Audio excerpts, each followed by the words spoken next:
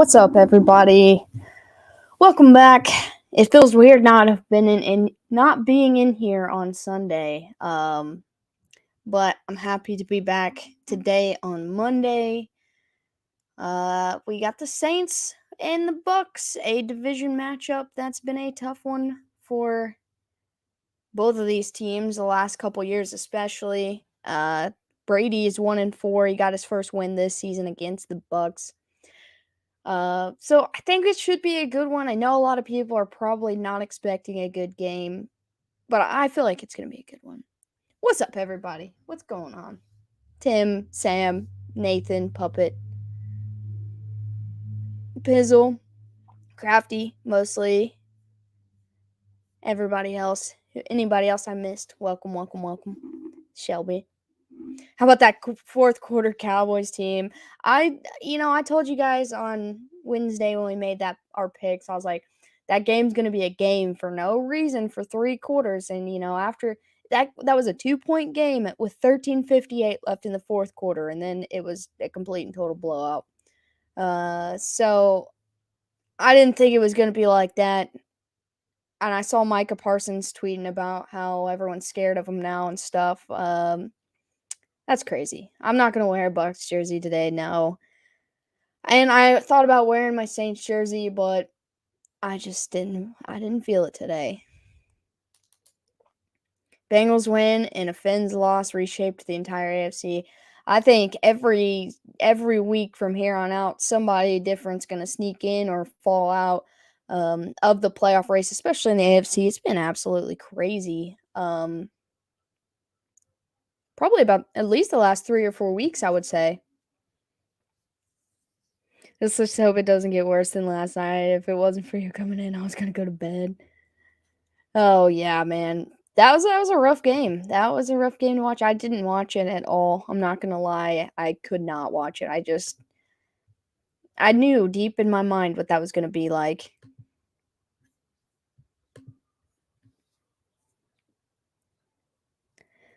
Hopefully today, I feel like it's going to be a defensive battle, but I'd like to see this one be an offensive battle if the Saints have it in them, which I know they do. They've got guys who can make plays, and obviously the Bucks have got plenty of guys who can also make plays. I'm not sure. I don't believe Leonard Fournette's playing, but the other guys around him in the running back section, I think they got Giovanni Bernard back, the former Bengal, and they also have Rashad White, who's been really good for them, and then Godwin and Evans. Their tight end Cameron Brate is coming up a little bit. Cowboys lose round 1. Eagles lose championship. Packers win Super Bowl. Perfectly balanced. That would be, and I would have a lot of respect for the Packers if they could turn it around and get to the bowl.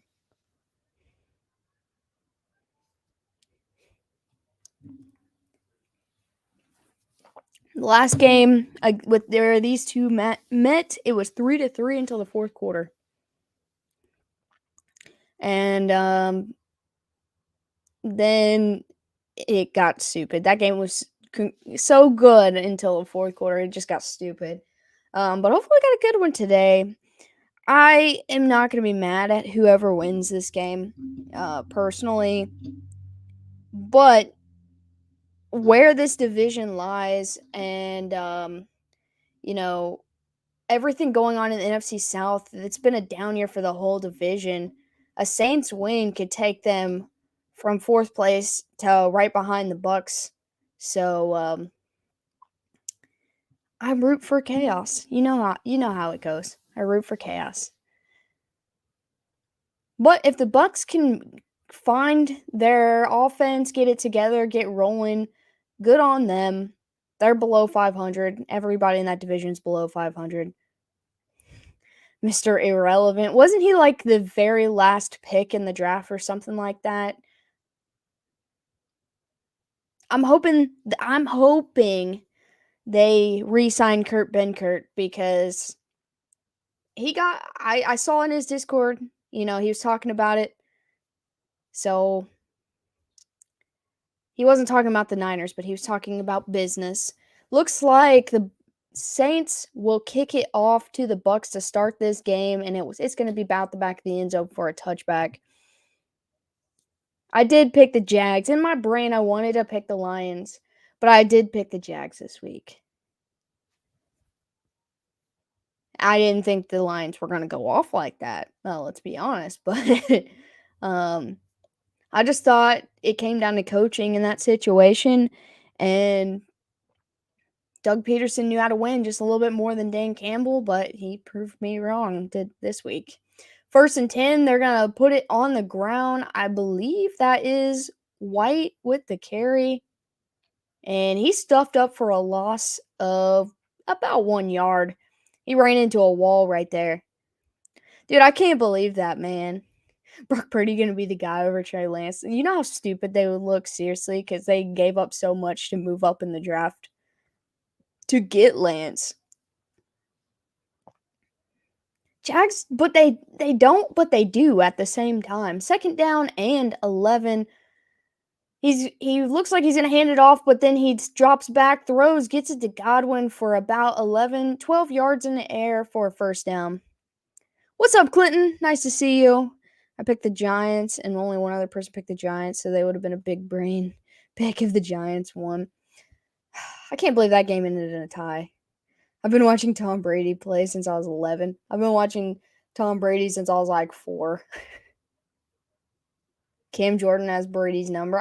They need a big game out of him today. Seriously, for the Saints defense, they got to be clicking on all parts of the field.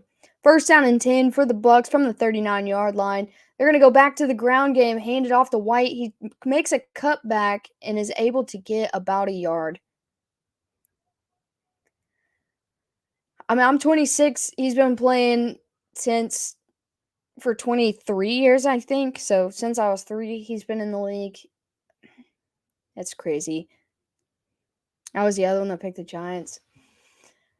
I thought the Giants could win that game, but I really did expect Washington to. And now they flexed the next Washington and Giants game in like 2 weeks. 2nd down and 8. They hand it off again. He's got a hole. It's White. He's still moving. He's not going to get enough for the 1st down, but a big gain to make 3rd down much more manageable. Yeah, I think they did need a wake-up call. I felt like we were doomed for the start going into that game. And not because we're a bad football team. I just felt like the odds were stacked against us. I don't think any less of either of these teams, and I don't think any more of them than I already did.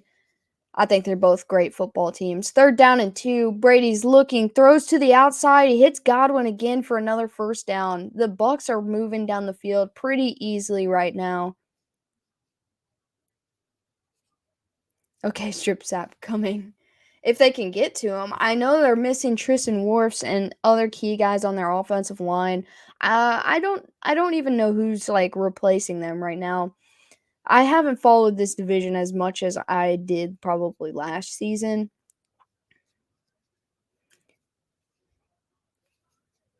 All right, 1st and 10. They are in Saints territory. He fakes the handoff. He stands in. He has time. He's going to throw, get it away.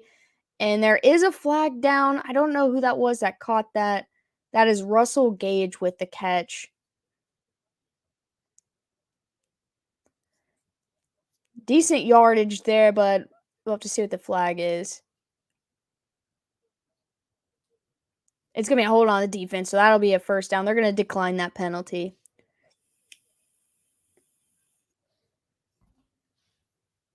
12 minutes remaining in the 1st quarter.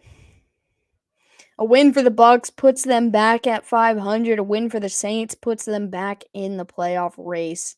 This division's crazy. 1st and 10.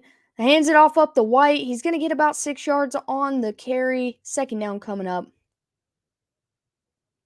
Oh, with the Kelsey fumble, I've had time. I've slept on it, and, I thought about it for a while. It would have been blown dead, but he was still fighting and pushing his feet trying to go. I mean, I don't know how much he was really moving, but I can see where that goes either way. All right, 2nd and 4. Brady looking. He tries to throw the check down, but he's unable to get it to him. It's going to be 3rd down and 4.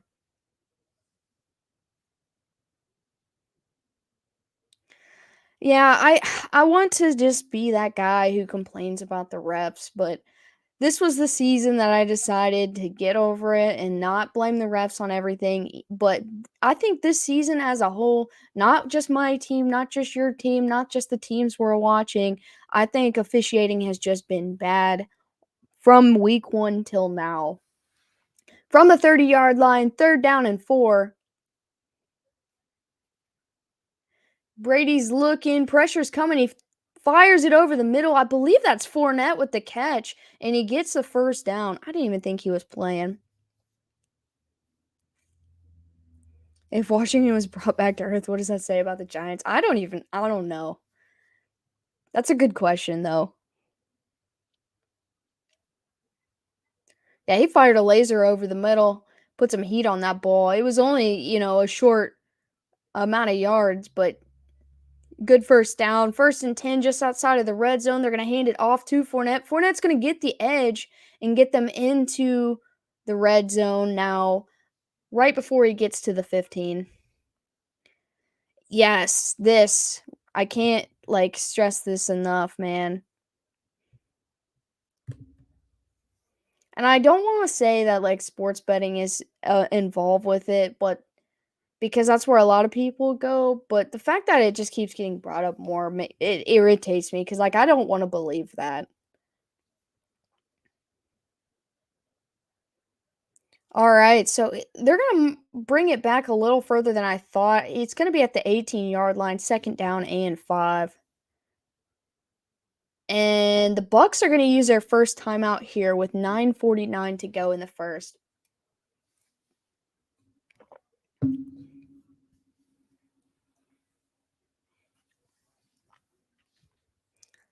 Giants desperately need to get off the losing streak if they want to make the playoffs. I mean, that is true. I think they still have a chance. I was looking at the standings yesterday with officially 2 teams eliminated.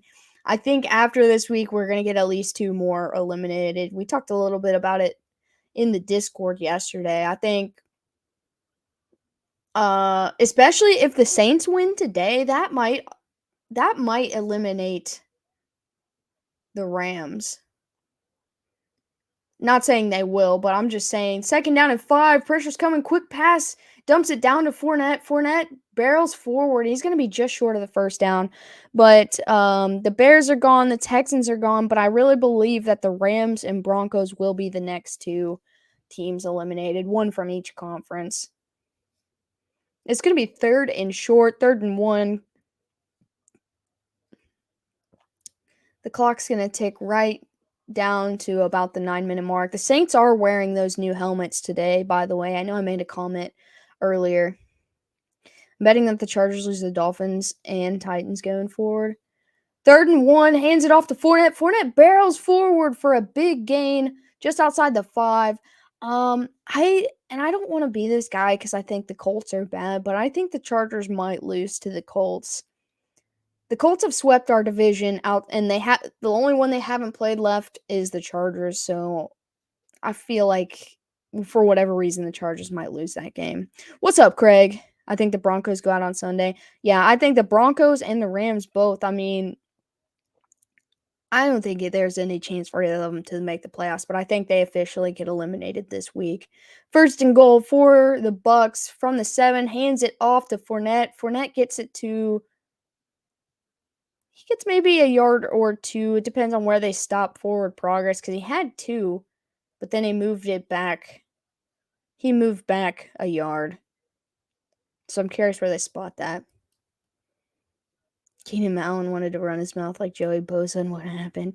I mean, Keenan Allen ran his mouth about us losing Tyreek Hill and how, the changing of the guard and how the true colors were going to get shown and they still lost. Okay, so they did mark him down at the 5-yard line. 2nd and goal. Quick pass to Godwin. Godwin hits a guy. He makes the first one miss. He's going to get 1 yard on the play. It's going to be 3rd down and goal.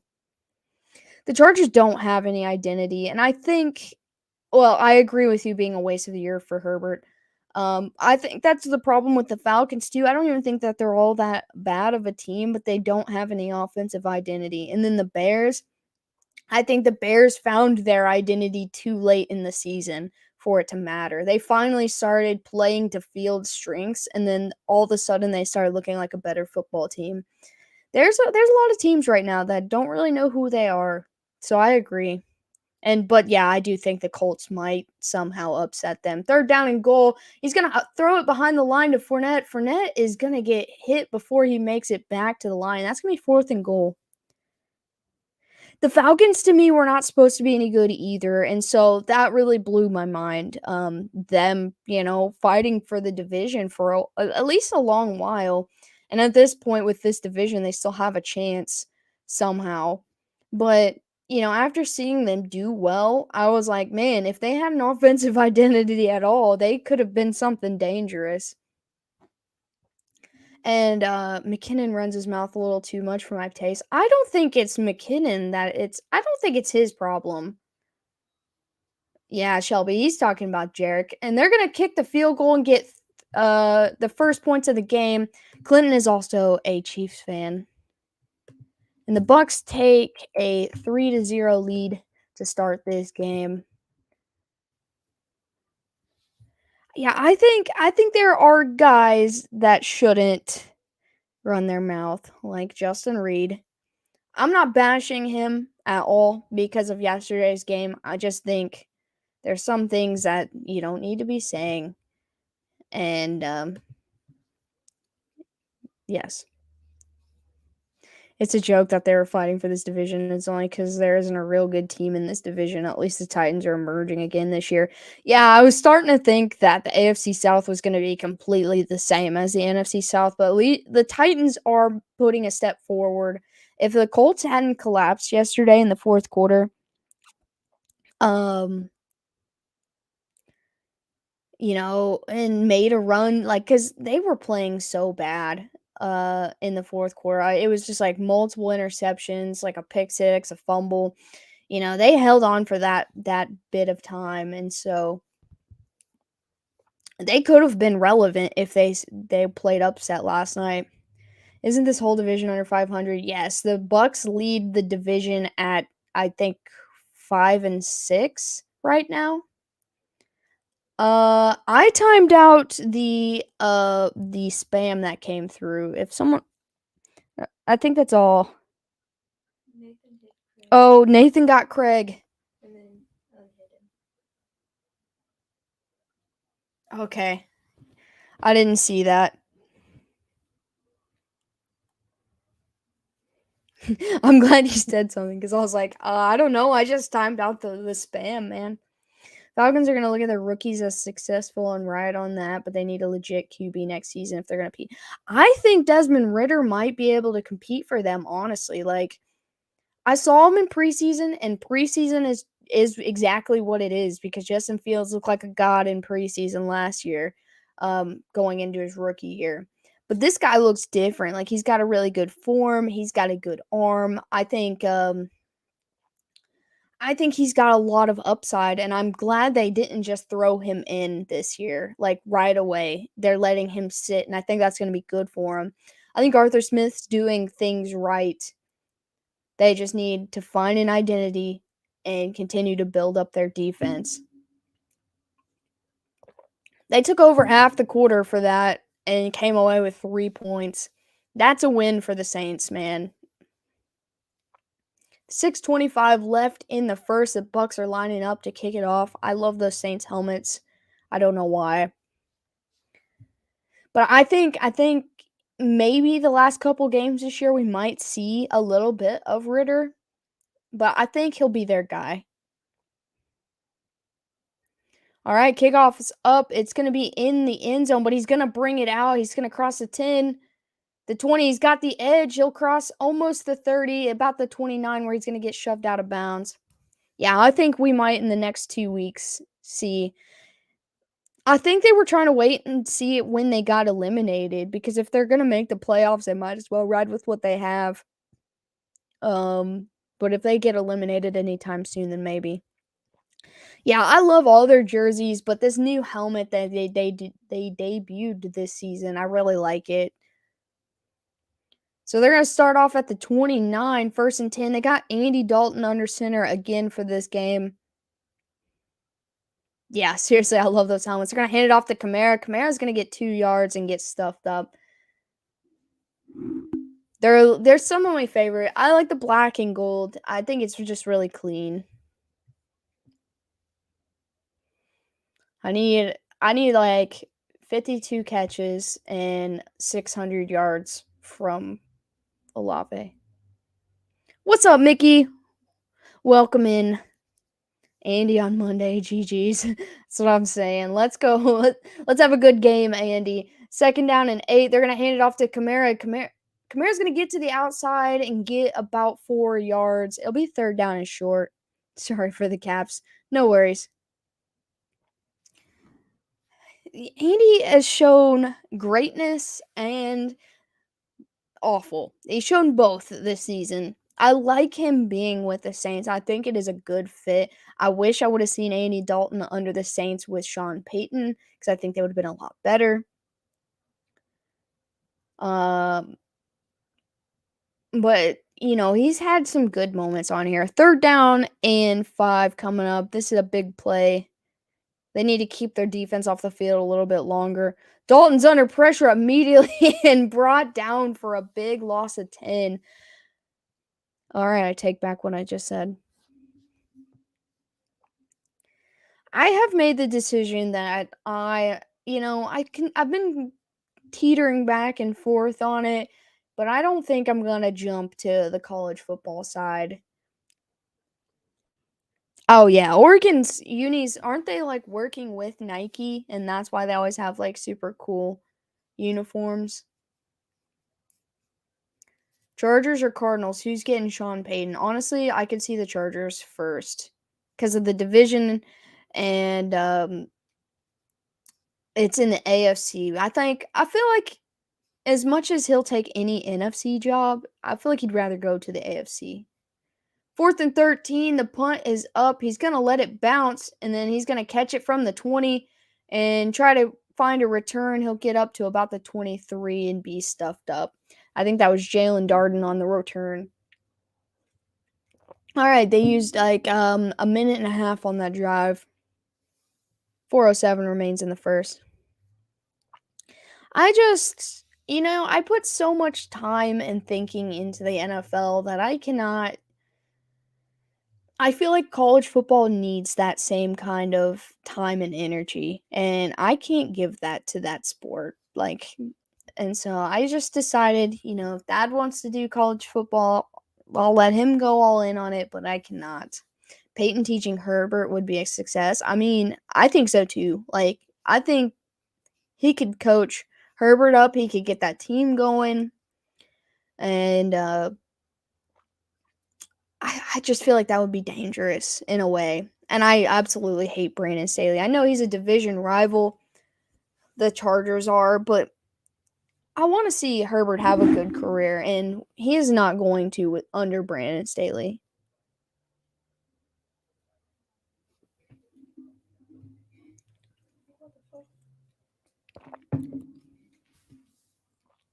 He can cheat and do it right. Listen, I don't condone cheating, but if you get caught, the whole world knows about it. And that's when I don't like it. So if you're going to do it, I don't want to hear about it. Because I can't be mad at something I don't know about. Dr. Pepper, elitists. We're all a group of elite who drink Dr. Pepper. That's a fact.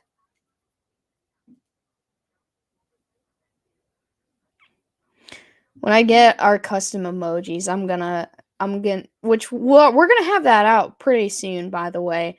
I'm gonna put a picture of a little Dr. Pepper can on one of them. Everybody's cheating their own ways. That's what I'm saying. I don't know about it, so I can't be mad about it. But if you get caught and it becomes a thing, then I'll be upset about it. I can't be upset about something I don't know.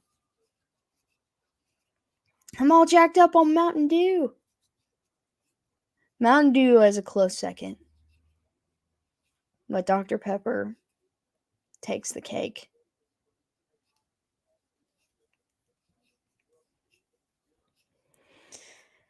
I'm kind of scared to see how this Saints defense is going to look like if every drive is going to be, you know, 8 minutes long. Aaron Judge who is currently a free agent, is at the game today wearing a Tom Brady jersey. All right, from the 24 is where the Bucs will start their drive. They're going to look, throw, check it down to Fournette. Fournette is going to break away out of the first tackle and the second tackle, and he's going to fall over the first down mark. Don't get caught. I mean, listen, people probably cheat in the league, in every league all the time, but we're not here mad about it. But as soon as something comes up and we see it, everybody's mad about it. We can't be mad at something if we don't know anything about it and it's not, public knowledge.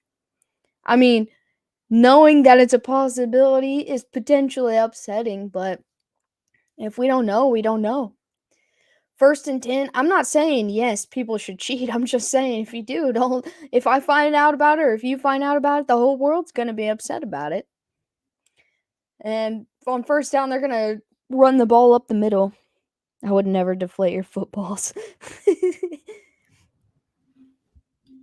You know a lot about deflated footballs, don't you, Craig? So he can wear a TB12 jersey. Could he be looking at the Rays? I think the Rays are too much of a small market team for Aaron Judge. I really feel like he's going to go to the Giants. Let's be real. I think it's just, 2nd and 6. They're going to throw, hits the tight end. I believe that's Brady, and he'll get about 2 or 3 yards. It's not cheating if you don't get caught, man. I sure do. I gotta have a PSI needle in my pocket at all times. Listen, I'm not going to go in on the Patriots about cheating today. I'm just not going to. We already got to talk about Tom Brady all day. I'm not going to get in on the Patriots as well. But you want to talk about a team that's been shady? Hang on, let me fix this camera. It's going to be 3rd down and whoa, it went green for a second. 4. Brady's looking, got time, throws it. It's a little high. He's trying to get it to White on the side, and it's going to be incomplete, 4th down and 4. But a shady team in the past couple years, and Nathan said it right here, Miami, they have been caught with a lot of stuff lately. And, then the Tua incident happened, and I feel like they've been in the spotlight of on the bad side for a couple years now. Judge to the NFL, I mean, he's probably an appropriate size to play like tight end or a wide receiver or something. Just let me know where the bathrooms are in your house and I will not deflate all your footballs. I got you, Craig. Punt is up. He's going to call a fair catch at about the 13-yard line. 1:53 remaining in the first quarter. Shady Brady, and that's what you're saying. Listen, I'm not here to debate about all that stuff. I'm still recovering from yesterday's game. So, and you guys all know how I feel about Tom. Old Tommy. He's probably the last guy I want to talk about for 3.5 hours with you guys straight, but today's a good day. We're having a good day. We're not going to go down the wrong path. It's all good.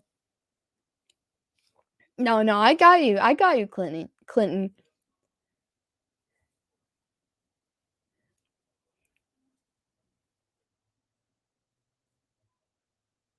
I mean, I just said I'm not disrespecting Tom Brady today. I don't care how many rings he has. I don't care how many rings Brady has. It does not matter to me. You know what? Joe Burrow's got 0 rings and he's beaten us 3 times this year. So, are you going to say Joe Burrow's better than Tom Brady? Nobody's going to say that because Brady's got 7 rings. But listen, I'm more upset about that than I am about Tom right now.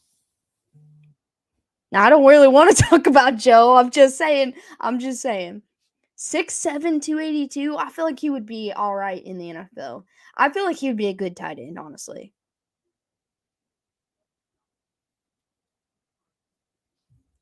A good day, really. I mean, I said I'm trying, Mickey.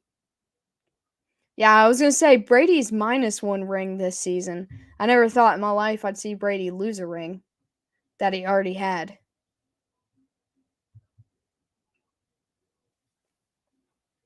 But I'm not gonna make fun of this guy losing his marriage.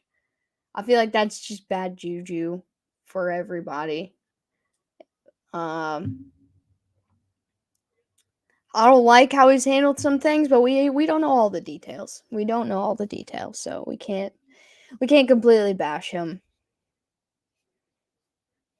Also, I know I said I wasn't going to get involved with college football, but before the game today, they announced the Heisman finalists, and I feel like the Michigan quarterback probably feels really left out that he was not nominated.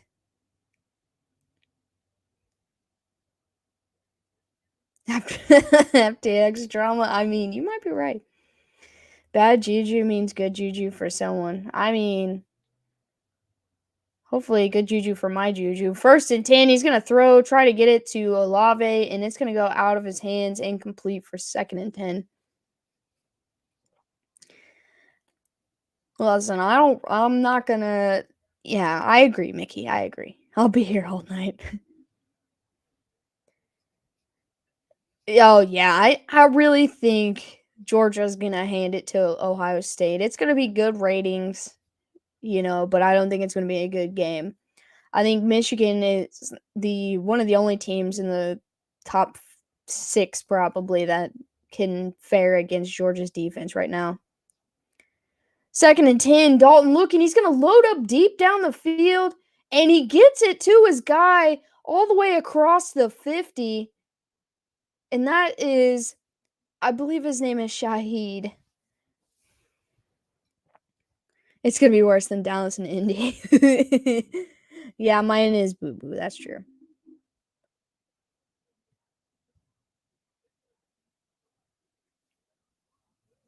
Or DMZ. Yeah, let DMZ handle it. You know what? I want to say something though. TMZ should have been dealing with that, but all these NFL guys spent more time talking about that than anybody. All right, in Bucks territory, they're gonna be 1st and 10, hand it off to Ingram. Ingram's gonna get 3.5 yards, 4 yards on the carry.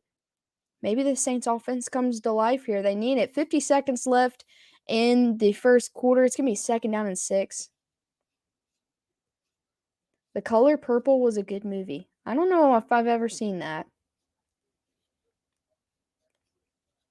I did not know that the Saints finally got Trevor Penning. I knew he was coming back from injury, but I didn't know he was back yet.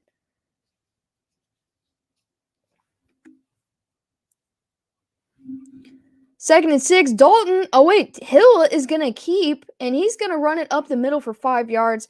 Every time they switch QB, if they don't explicitly show it, I do not notice. There is a flag on the play though.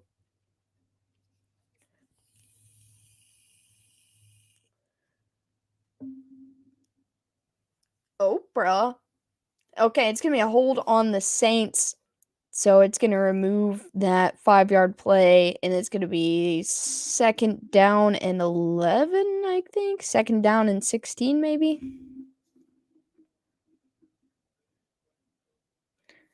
Yeah, I didn't even realize Hill had come in. Oh, bruh. All right, 2nd and 16 now after the hold on the Saints offensive line. Andy Dalton is back in. They showed it this time, so I know. They're back in their own territory after being backed up. He fakes the toss to Kamara. Dalton wants to load deep, but he doesn't. He gets it away to his guy, and he's going to cross the 50 again, get some of their yards back. That's Jarvis Landry. That'll be the end of the 1st quarter. I didn't know who that was because out of every Saints game I've watched this year, he was not playing. Or if he did, he was on the field for like 2 seconds.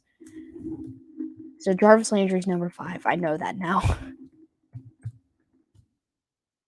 I really thought Landry was going to be good for this offense, and he might still be. I need to see more of him. But it was really upsetting seeing him out most of the season. Oprah can lay the smackdown on anything coming in over the middle. No chance for most receivers. Dude, yeah, put Oprah Winfrey on my D line, bro. I'll get her helmet.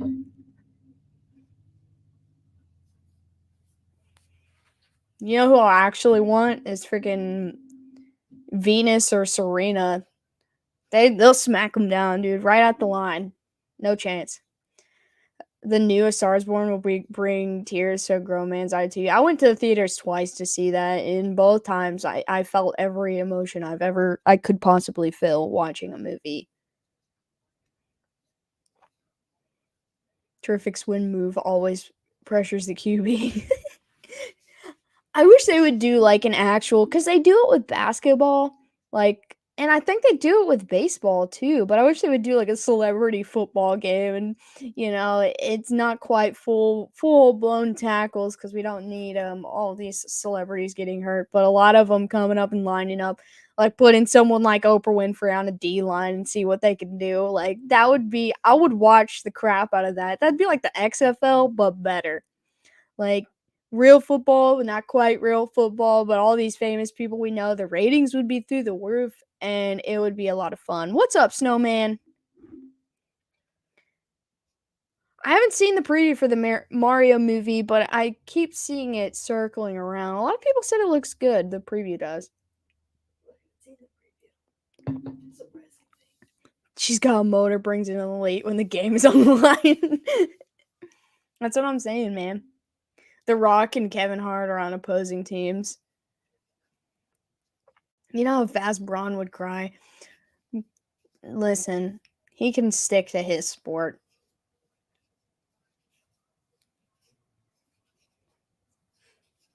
Listen, I know the score's only 3-0 after one, but we've had a pretty good first quarter. A lot of movement with the football. The Saints offense finding life. Tampa had a really good drive and a bad drive, and it's kind of looking, like reverse here. Had a really bad drive, and now they're having a decent drive for the Saints. It's going to be 3rd down and 8. Hope we're coming in like LT. 3rd down and 8. Andy Dalton looks, he throws, he tries to get it up to the big guy on the right. It's going to be incomplete. 4th down and 8. Well, we were starting. I'll call a celebrity game, not play one. Man, dude, it would be so much fun. They always do it like in basketball, and I think this past year I saw a baseball one. So I would love it so much for that. I know I spoke too soon. I think I jinxed them. Baseball? I thought there was a baseball one. 4th and 8. They're going to punt. Kick is up. And he's going to call a fair catch at about the 12. It was 3-3 until the 4th quarter last time. I don't think it'll be 3-3 all the way to the 4th quarter, but I still think it's going to be a very defensive match. Listen, I like Andy Dalton, so I'm not going to give him too much crap. He's got bad days, but I'm not going to give him too much crap. I would love to play in a celebrity basketball game. Even though I am not very good at basketball, that would be fun. What's up, Ashton? Braun don't want my smoke. I'd lock him down. I was playing that. I don't even remember what it's called, but it was like that Warner Brothers game where it's like 2v2. And they put LeBron James in that game because of the movie Space Jam or whatever. And I refused to play as his character, but if I ever played against someone with his character, I'll win as hard as I could. Multiverses, that's what that game was called. On 1st down, they run it. They're only going to get about a yard or 2 on the carry.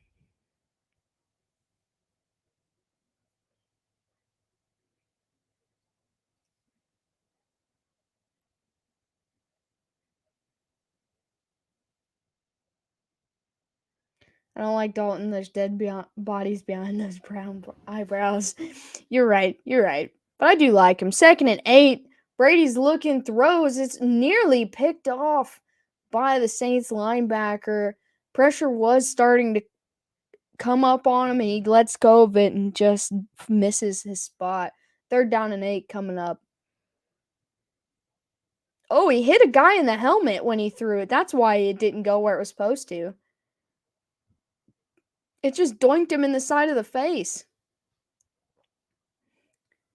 Bored Kamara needs to become a meme ASAP. Absolutely, Nathan. And he just looks focused. 3rd and 8. Brady's in trouble. He steps up in the pocket, lets it fly, and it's just going to be a little too high, but then a flag is out. Gave him the discount double doink. Dude, he smacked him right in the face. That's going to be a hold on the defense, and it'll be an automatic 1st down. Perfect pass to the defender's helmet.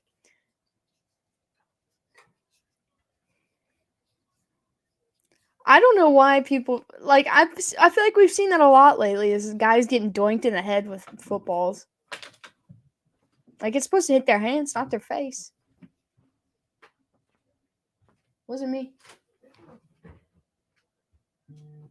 I want to say the hold was on the guy he was targeting. It's gonna be 1st and 10 from their own 20. Brady's looking. He lets it go to the fullback. He's gonna get a 1st down. And I think this game might start getting chippy real soon.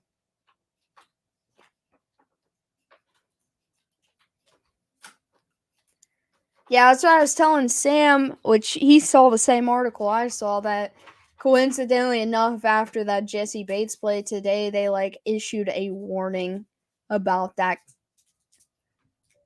Thanks. I want to see the refs get longish yarded.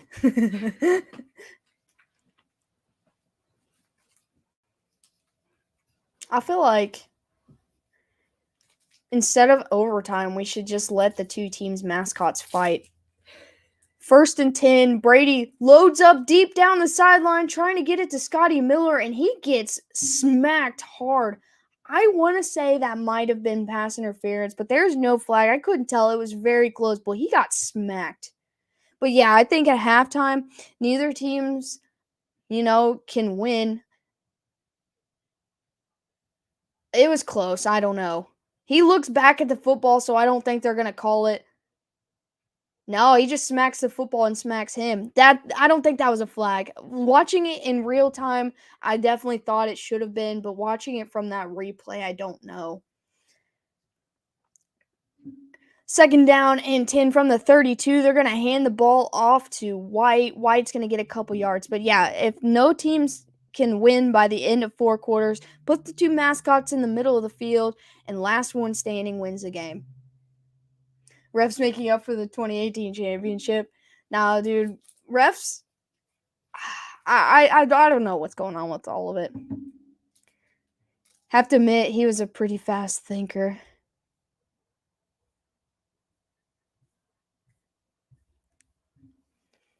All right, 3rd down and 8 from the 34. Brady's looking, has time, loads up deep down the field again, and he just barely overthrows his guy, Julio Jones.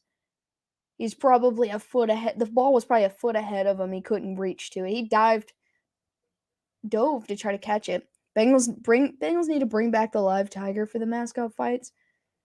Well, I don't think that's fair.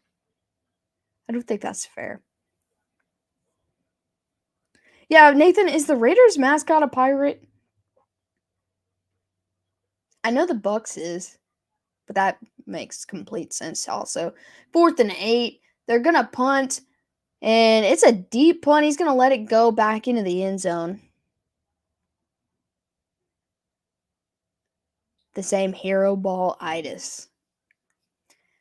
Yeah, I mean, some of those deep balls Brady is throwing are good ones. That one was a little bit far, but the defense is just keeping them from completing them right now.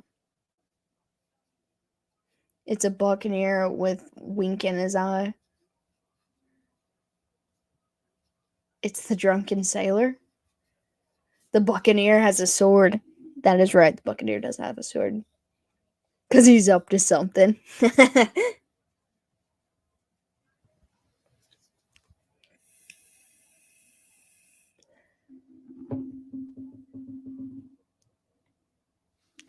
I do like the Bengals mascot. When we were at the game yesterday at halftime, they brought like a group of like 8-year-old, like a football team of 8-year-olds out on the field and had them play against all the local mascots. And like the UC Bearcat was straight up like stiff arming those little kids into next year. And it was amazing. Like he gave none. He just pushed him right down into the ground and kept going. And I was like, what a savage, dude.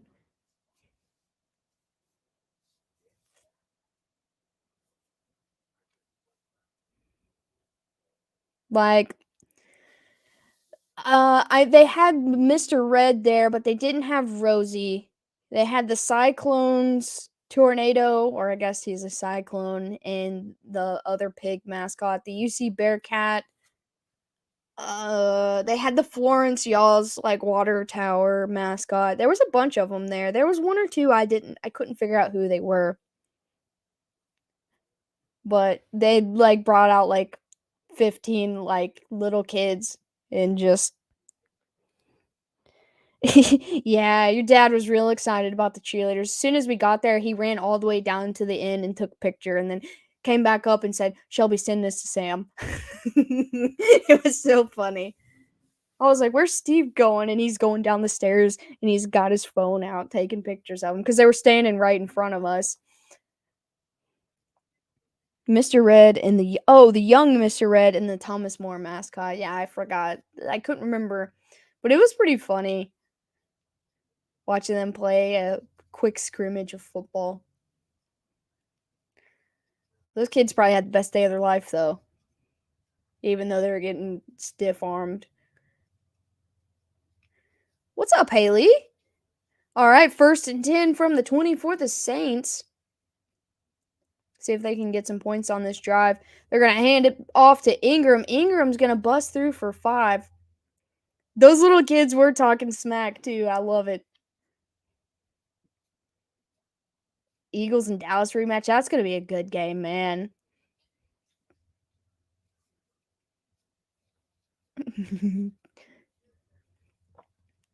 Shelby Bean.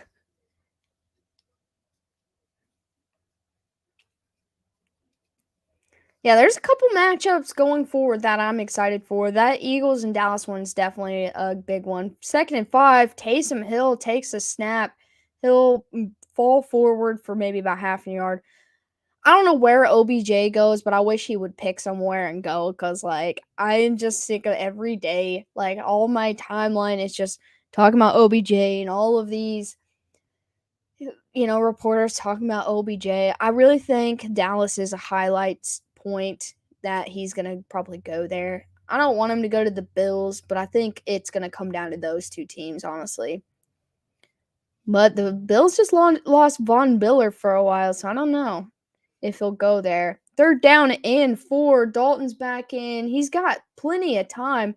He's flush left. He's looking. He finally throws over the middle. He hits his guy all the way down to the 40 with a big first down. Graphic artist for hire. Dad didn't send me the cheerleader pics. Let me fix my camera real quick. Well, he's definitely got at least one picture. Yeah, I think OBJ is trying to figure out who's going to win it all. And I think Dallas put on a clinic for him last night. Next week, Dallas has the Texans. So we'll see. 1st and 10 from the 45 now after the big first down. That was Shaheed with the catch. He's going to hand it off to Kamara. Kamara's trying to get to the outside, and he does. He'll get about 4 yards before he's pushed out of bounds.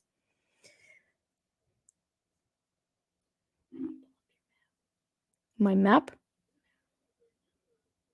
The minus button.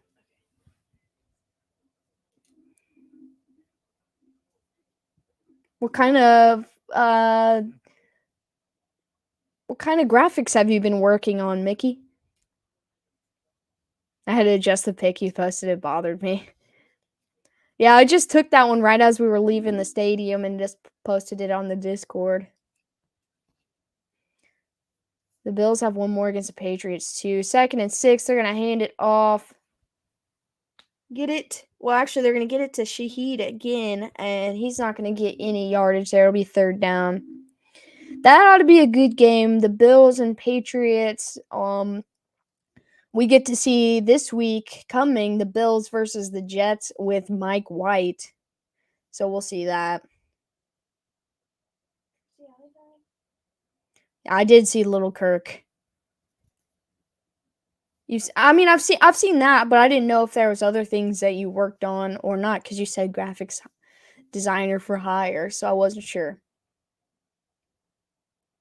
Third down and 6. Dalton steps into his throw, got an open man, and he's got Green in front of him. And he's going to plow forward for a nice big gain there and another first down. I do like the Jets in that one. I mean, they had Zach Wilson. He's going to be a healthy scratch, so he won't dress for this game either. And they beat him with Zach Wilson, so I think the possibility of them, if they can get any run game, they can win that game. Yeah, I don't know who was supposed to be on that guy, but he was not there. First and 10, fakes the handoff to Ingram, play action, Andy Dalton pump fakes. Then he decides to keep it and he dives forward for a yard or two. That was really funny. I'm all about the sauce. I'm right there with you, Craig. That defense is no joke, seriously. I've done work on personal websites back when AOL was becoming popular. Nice. I was gonna say I'll when I get done out of here today, I'll send you the app that I use. I might have sent it to you before, but you might like it to just play around on. Second down and 9 from the Bucks 30. Dalton, he pump fakes twice and he finally flings it. Let's go of it. And he's got Taysom Hill down waiting to catch it in the end zone for a touchdown. And the Saints take the lead. I don't know how that happened. That's a 30-yard touchdown reception. I thought Andy Dalton was about to throw a pick. I love the guy, but I thought that was what was happening there. And he just lobs it up. Taysom Hill's waiting for him at the 1-yard line to walk it in for a touchdown.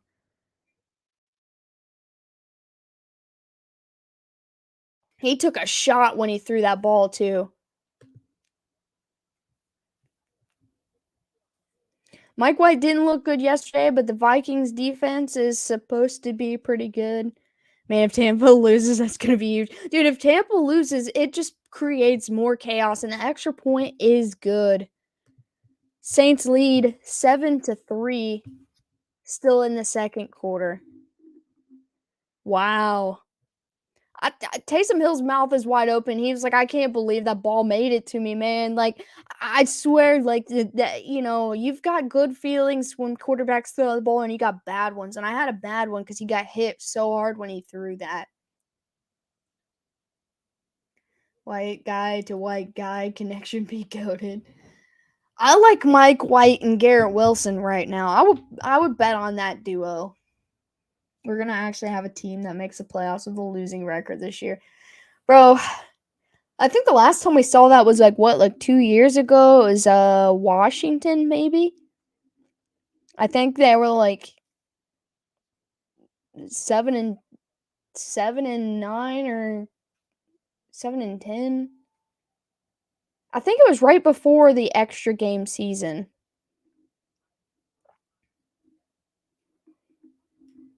Yeah, Washington. Because that was Taylor Heineke got his first start against Tampa in that game. And they almost won that game. And I was on the edge of my seat. I was getting so wound up, man. But right now, the Jets, Garrett Wilson, he's making his case for Rookie of the Year. In 2011 at 7-9 and beat the defending champ Saints. It's crazy that I was just talking to old Papa Blood yesterday about this. I was like, if your division cannot come up with a team with a winning record, that should automatically go to the who would technically be the next man up, the 6th seed or whatever, or the 5th seed. and then they would just add whoever's the 8th seed waiting to get into the playoffs because I feel like it's just not fair. Like, you can't even win half of your games, but you get a playoff spot guaranteed because the rest of your division is trash. I don't know, man. I don't like it. I understand it. They try to make it fair for all 8 divisions, but like, I don't know. I don't like it. The Hawks, Panthers, and Washington have won divisions with losing records. Are those the only 3 that have? Because I feel like it's really not as common as we see a lot of bad teams year to year, but it's not that common. I really thought the Titans were going to win their division with a losing record, but here they are winning games. All right, 7:33 left in the half. Kickoff is up, and it's going to bounce into the end zone for a touchback. Oh, no, it's Jalen Darden. I thought it said number 7. I was like, do they really got Leonard Fournette returning kicks right now? I like Jalen Darden. I feel like that was a good pick for the Bucs in the draft. He's been kind of like a gadget guy for them. He does kick returns, and he does a couple other, receiving type of things for them, but like, I feel like it was a nice pickup. Raiders' second half season defense is showing up. Oh, yeah, they definitely are. 1st and 10, hands it off to Leonard Fournette. Fournette jumps over a guy, and he's able to push forward for 4.5 yards, and it's going to be 2nd down. I swear, the Raiders and the Steelers right now are about to like make themselves relevant again because they had fallen off real early in the season. Both of those 2 teams, I can feel it. Steelers, I don't feel like will make the playoffs. They have too many divisional games left, and I don't think they're going to win all of them. But the Raiders, I don't even know, man. 2nd and 5, they're going to hit Godwin. Godwin gets about 3 yards short of the 1st down. Well, he extended, so I don't know where they're going to mark him. Fournette is not who he used to be, but he has been dealing with a lot of injuries this year. You came in 4th in the conference, but here's a bowl game. That's what I'm saying. Like, records mean something, and maybe not in college football, but in the NFL, it does because that makes or breaks your playoff spot. Like, 1st and 10, they're going to hand it off to Fournette, so they did give him the 1st down, but he's going to get tackled for a loss of about 2. But, like, I do not think a team below 500 should be in the playoffs. Like, I understand, but you know how mad people are going to be if like a 7 and 10 team goes into the playoffs and makes it to the Super Bowl. Like, you're bad. How did you get here and why are you in the Super Bowl? Like, I don't even know if that's a level of respect earned. But I don't know, it just bothers me. 2nd and 11, Brady steps up, throws, hits Fournette behind the line again for another loss. Back down at the 30. It's going to be 3rd down and long.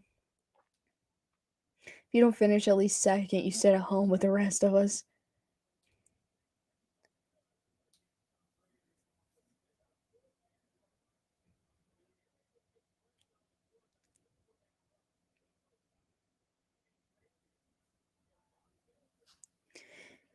Acting like they wasn't rooting hard for the Chargers. And I know, right? They were like, Kansas. I remember watching an article or an interview or one of the talk shows in the offseason, and they said Kansas City will finish 4th in their division. 3rd and 13.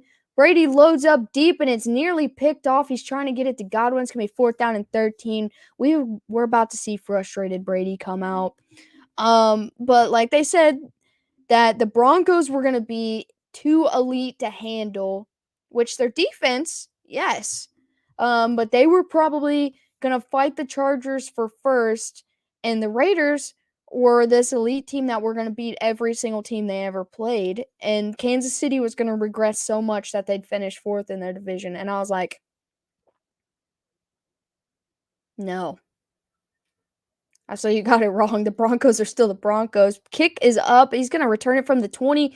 He's got a lane. He's gone on the 40, the 50. He's still going, and he's finally pushed out of bounds at the Tampa 40. Actually, he might have got 10 more yards on that. I couldn't see his feet. That was Shaheed again, making huge plays in this game. Let's see where he's pushed out. Great return for the Saints special teams right here.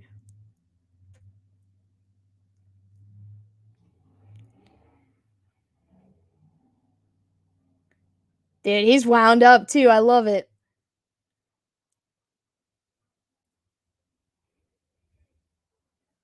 Denver on paper looks amazing on the field, not so much. It's Russell Wilson. I am up, and Jerry Jeudy is not a top 10 receiver. I don't care what anybody says. He's not a bad receiver, but he's nowhere near the top 10. The rest of the team is just fine, though. Their offensive line is probably the weakest part outside of Russell Wilson right now. Their defense, obviously elite. What's up, sister? And their wide receiving core is probably, I would say, around like 12 to 15 as a whole, which is not really that bad of a place to be. Their run game, yes, they lost some pieces, but they weren't bad. I think they were playing worse because everything else was not working. There was no reason for them to be this bad, but I could say, for the first half of the season, the Raiders as well, I want to put it all on coaching because, like, I think Nathaniel Hackett's an idiot, and I think Josh McDaniels an idiot. No offense, Nathan, but I still think it's true. Even if the Raiders win out, except for against Kansas City, I'm sorry, win out the rest of those games and fight for a playoff spot. I feel like that's just heart in the locker room. Like, I can't, I'm gonna say the same thing about the Bengals last year. They went on this crazy run after winning only like 2 games the year before. And do you think Zach Taylor did that? No, I cannot believe that Zach Taylor coached a team to the Super Bowl. I think that was Joe Burrow, the core group of guys on that team, all came together. I will think that there should be given thanks to the defensive coordinator. He did a great job, especially in the second half of the year with that Cincinnati defense. But I refuse to believe Zach Taylor was responsible for that. And, like, I refuse to believe that Josh McDaniels is part of the success that the Raiders are having right now late in the season. Russ is going to finish the year with less touchdown passes than bathrooms in his house.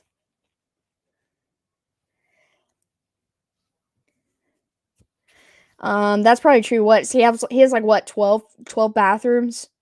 And that's like 5 games to get 3 more touchdown passes. I don't know if he can do it. No, I get what you're saying, Nathan, but I don't think it's all him, man. 1st and 10, they're going to hand it off to Kamara. Kamara's going to get about a yard. All 4 FC what team would make the playoffs. I think in my preseason predictions, I had 2 teams, and that was the Chiefs and the Chargers. I had the Chiefs, Bills, Ravens, Titans, Chargers, Patriots, and Bengals, with Jets and Raiders right on the outside. Oh, so he's got to get 4 more touchdowns. I don't think he can do it, man. Now, at this point, I think the Chargers might charger away their playoff hopes. 2nd down and 9, Dalton looking. He's got all the time in the world, man. And finally, he's under pressure, and he just throws it away. I think the Chargers could make the playoffs, but the way they've been playing, and I didn't take into account for all the injuries that they had in July or August when I made this list. But I really thought out of the division outside of the Chiefs that the Chargers could. No one's gonna be surprised, but I'm hungry. I think every time I hear football, it just makes me hungry. That's fair. That's completely fair. Yeah, the Chargers running out of batteries. That's a fact. It's always you came to the right place to talk about food, Sadie. 3rd down and 9. Dalton's gonna take a shot and he hits his guy, but he just pops it up instead of brings it down. That was Olave with the target. It's gonna be 4th down and 9. Never mind. That's Broncos total touchdowns. Okay. I got my job, yo. GG's. Yeah, he just kind of He hits the ball, he closes his hands a second too early, bobs it up, and he puts it in a dangerous position where it could have been nearly picked off. Look, Dalton's making some good throws in this game. Just a lot of them are either just off the mark or something like that.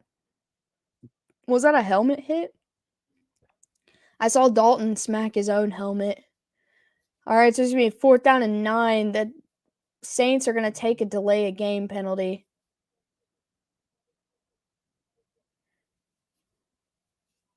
That was Chris Olave's first career drop out of 95 targets. That was a waste of a great run back. I think Olave should have caught that, honestly. He just closed his hands just a little bit early. That sucks, man. He almost hit 100.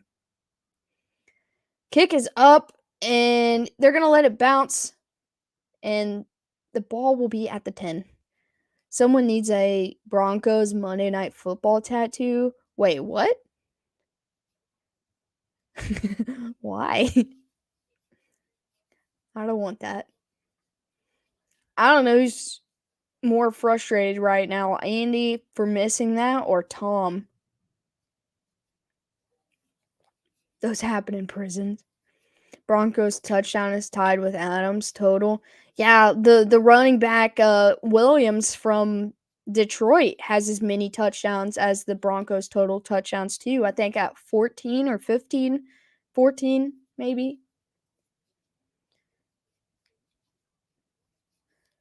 Just looking at it will induce sleep. A lot of terrible things happen in prison. A lot of terrible tattoos come out of prison.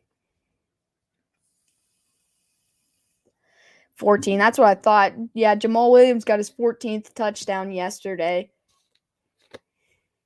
A Lions running back has as many touchdowns as the whole Denver Broncos offense. Now, I'm not knocking the Lions, but that's sad. I believe that is correct. Because I think Russell I couldn't remember if he had 7 or 8 total passing touchdowns.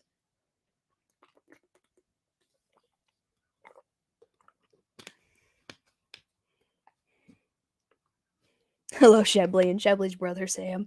If Russell's being paid $30 million a year, how does that translate to total touchdowns? Like, how many does Russell have so far? I don't know, man. Listen, they got a bad deal. Somebody scammed Walmart. Russell Wilson did. Like Sam said earlier, Russell Wilson needs to give them his money back. Yeah, the Seahawks aren't mad, though. They got a heck of a deal out of that end.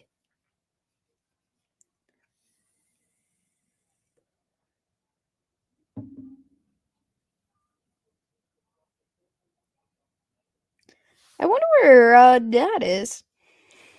Averaging 4.28 million per touchdown.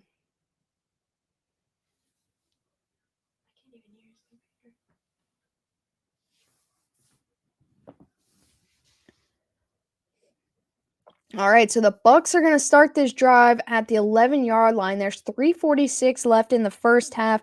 He's going to fake the handoff to White, and he's going to try to quick pass it to Godwin, but he kind of puts it in the ground because he's double covered. Rams look too good for my liking. What do you mean, against the Seahawks? Or oh, yeah, because you guys got to play them in like 2 days. Somebody getting fired for that, right? Somebody should get fired for that. Yeah, I think he just didn't want it to get picked off. 2nd down and 10. They're going to hand it off to White. White's going to push forward for about 5 yards on the ground. It'll be 3rd down. And the clock's going to roll this time. I don't know how I feel about that matchup. All I know is based on what I've seen, what I've personally watched of the Raiders and what I've watched of the Rams, the Raiders should win by 20. I don't know what's going to happen in that game, though. The Raiders made the Chargers look bad. like really bad. 3rd down and 5. Brady looks, throws, hits White in open field. He's going to get a first down, and he stays inbound, so the clock will continue to run under 3 minutes. 1st and 10. What's up, Rob? Welcome in. Oh, yeah, it is Monday, Diggs. That must be where Dad's at. What's the point spread on that game, Nathan? And where is that game being played at?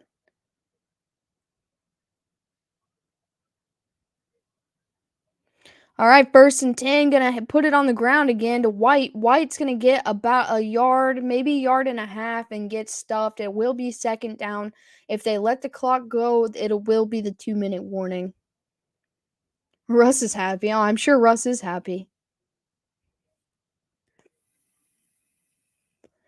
It's in LA. Okay, so it's an away game for both of you. And they're gonna let the clock go down to the 2 minutes. We're officially at the 2-minute warning. How you doing? Oh, I'm doing all right, Rob. How are you? Raiders are the favorite. Wait, how many points though? Because if it's ridiculous, I won't completely understand.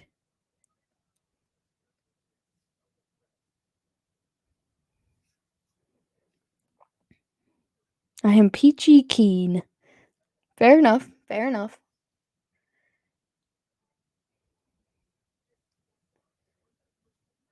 I'm not as good as I could be, but I'm not as bad as I could be either.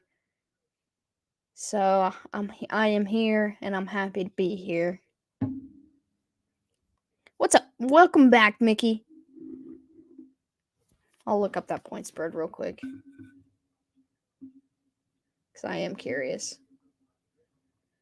Let's go Thursday, December 8th. Oh, it's a 6-point spread. It opened at 5 and now it's at 6. At halftime, everybody high knees. No, I just ate dinner. I can't do high knees.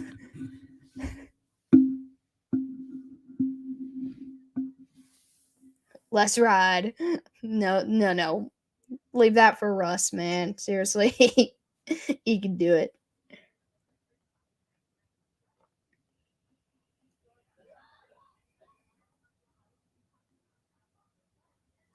Well, you also have no Aaron Donald against the Raiders. Oh my gosh, the Rams injury list is so long. I have to scroll like a lot to get through it.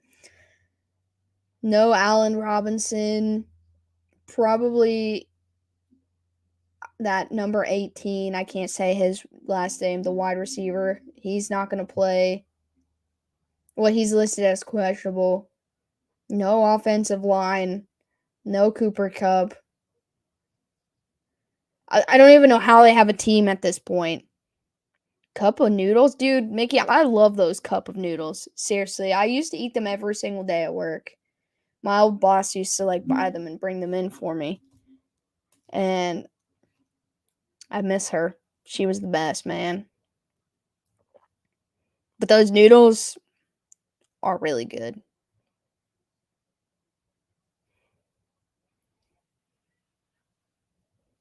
Second down and 8. Brady looks, throws, hits White, and he's going to stay in bounds. He'll only get about 4 yards. It will be 3rd down. He might have only gotten 3 yards on that. Rams or Chargers, whose is longer? Let me go look. I'll count them. 1, 2, 3, 4, 5, 6, 7, 8, 9, 10, 11, 12, 13, 14, 15, 16, 17, 22 on the Rams. 3rd and 4, he throws. He's going to hit Mike Evans for a first down. Let me find the Chargers. Wait, how many did I just say for the Rams? 22?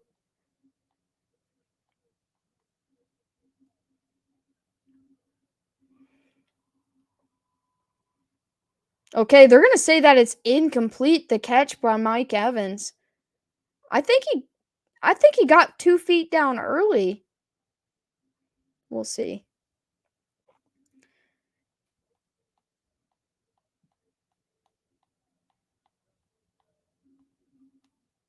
The Chargers is only 20 or 16.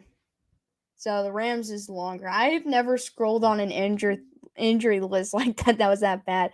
So the running on the field's an incomplete pass. I think he caught that though. It's possible, Nathan. I don't know though. Dude, I was just scrolling. I was like, oh my God, this is ridiculous. So they're going to review that catch. There's no challenge in the last 2 minutes, but the officials can review it. Did you enjoy your day in Cincy yesterday? I mean, it was cold as crap and my team lost, but other than those two things, I had a really nice day. Is Patrick hurt? They said that he looks fine. I don't think he's on the injury list. I thought his ankle was hurt, but I think it was kind of like they said he like double tapped his foot on the ground when he got tackled from behind like that, and so it was more of like an instant like kind of sore thing. I don't think it's anything serious, but we'll have to wait until probably tomorrow to see if anything comes out during practice. But it was fun in Cincinnati. I don't really like that city very much, not because of the Bengals. Like, if anybody here has ever been to Cincinnati, it's one of the most disorganized cities I've ever been to. But like, there was a lot of Chiefs fans there that were real cool. There was a lot of Bengals fans that were cool. Unfortunately, there was 2 Bengals fans that sat right behind us that were absolutely horrible. Like, even Dad was like getting annoyed with them because they'd never shut up. They were just saying the most ignorant things I've ever heard. But there was a lot of good people there. There was a girl in front of us that she was a Bengals fan sitting next to these 2 Chiefs fans. I don't even know if she was there with anybody, but she never got up out of her seat, but she always had a beer in her hand. And by the end of the game, she was like throwing up everywhere and it was disgusting. And the 2 Chiefs fans like got up and just moved away from her because a couple people had left. And I felt so bad for them because you could smell it. It was bad.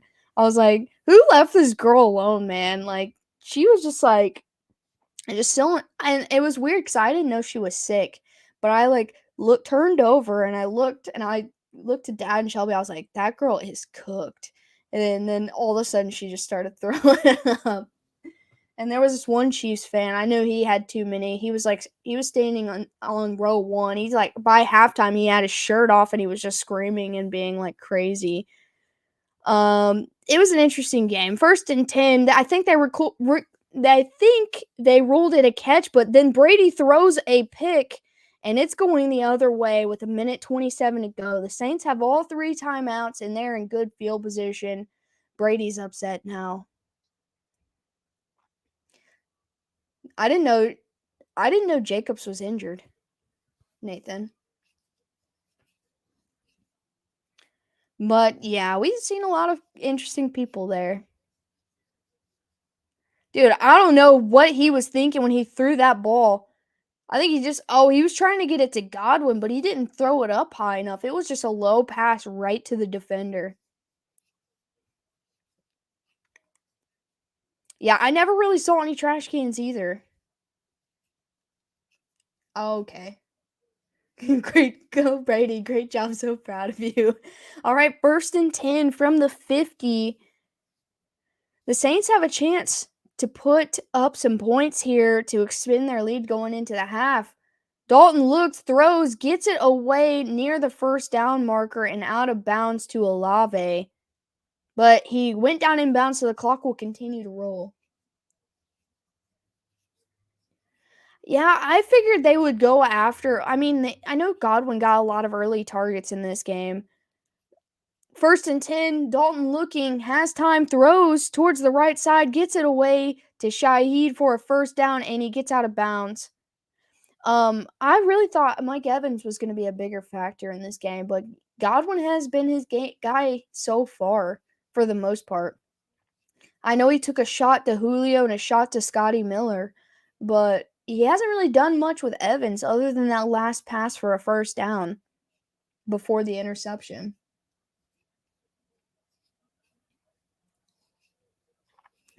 They need to get playoff Lenny back if they want to get back on track. 59 seconds to go. The Saints are going to call their first time out here. I absolutely love Chris Godwin, but with that being said, I really love Mike Evans as well. But I think someone asked me this last year on the channel, like if I could take one guy from that team, from that offense, who would it be? I said, and it was before he tore his ACL, of course, it was Chris Godwin. But even now, I think it still would be Chris Godwin. I love that guy. Yeah, Bucks desperately need playoff Lenny back. All right, 1st and 10. They're going to hand it off to Kamara. Kamara is finding a lane, and he's going to get about 4.5, 5 yards on the carry. It will be 2nd down. The clock's going to run under 50 seconds. Missing Gronk. Brady doesn't have that trusty tight end to take the pressure off like he usually has. I agree, but they're really working Cameron Brate up. He's getting a lot better. 2nd down and 5. Dalton has time, gets it to Kamara. Kamara's trying to get to the outside. He's going to barrel forward inside the 20. And they're going to – oh, wait, Tampa used that last time out earlier. So the Saints still have all three. 30 seconds remain, and the Saints will use their first timeout. Alex, please tell Shannon I said hello. When I see him, I will definitely do that. I think he's got to be asleep because I texted him like 5 times earlier and he didn't answer me. But I will tell him the next time I see him. Tommy Boy shouldn't have ran Bruce out of town. I agree. I don't like Bruce Arians, but he was a lot more to their success than we knew. 3rd down and 2 from the 20. Also, remember when Kamara was arrested? Yes, I do remember that at the Pro Bowl in Vegas, where athletes don't need to be. 3rd and 2, Andy Dalton is looking. He's going to throw, and he gets it up to Landry, but Landry gets the one-handed grab but couldn't haul it in. Yeah, but Gronk was a blocking and catching tight end, and Brate's made a lot of great catches since he's been on this team. I just think they need to build him up a little bit more. No, he did not get a suspension for that yet. They said they're going to deal with it after the season's over with, which is why I'm mad about a lot of the Chiefs ones. 4th and 2, it's going to be a 38-yard field goal attempt. The kick is up, and it is good. The Saints extend their lead 10-3 with 20 seconds remaining in the half.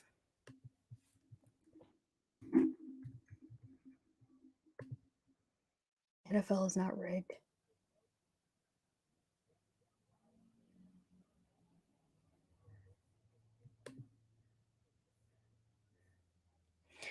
Gronk of the Bucks rhymes with Kronk from Emperor's New Groove. Dude, Kronk is my favorite.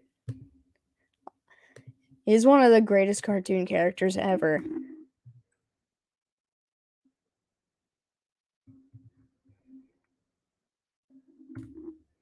I know everybody makes fun of the color of Andy Dalton's hair, but have we ever talked about how nice his hair really is?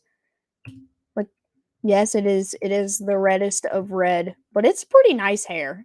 Like, honestly. Saints keep blowing chances to blow this wide open. They didn't show a very good angle on that, but it looked like Landry had that one-handed grab right there. Because the NFL forgot, probably, Nathan. Kickoff is up, and he's going to bring it out of the end zone. He'll cross the 10, the 20, and then he'll get out of bounds with 16 seconds go.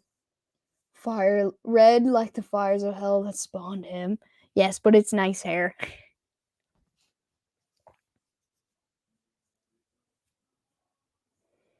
Man, this NFC South is atrocious. 5-6, 5-8, 4-8, 4-8.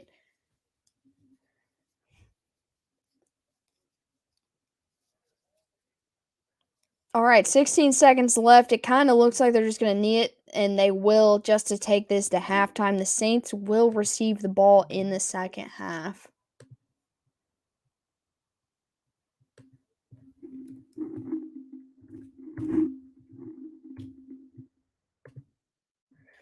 Panthers have the best division record. I don't understand anything.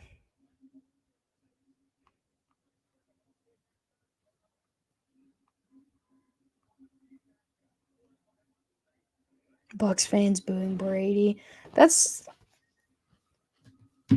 I don't know. I understand people boo the other team, but at the end of the day, I don't think you should boo your own team unless it's Russell Wilson.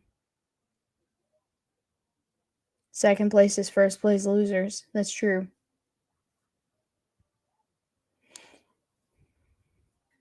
Wow, what a hit. Bring in Trask already. I've been excited for Trask. I got lead in my foot and spirit in my fingers.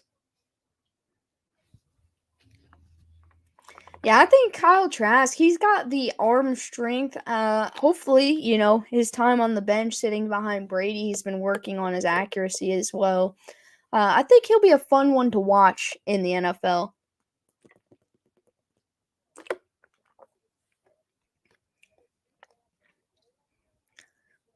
I got ants in my pants and I need to dance.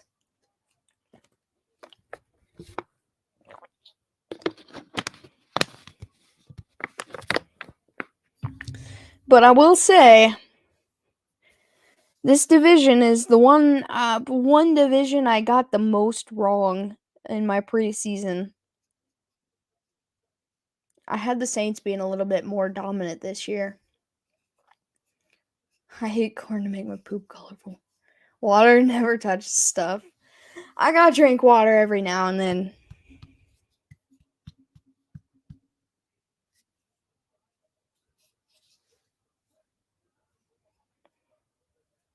Like the festive corn with the red kernels. Ugh.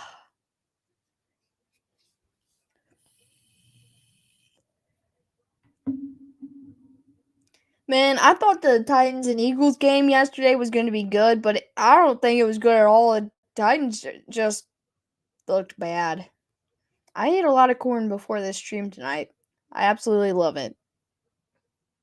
It's corn. It's corn. I've seen enough corn. No way. There's never enough corn. Ever.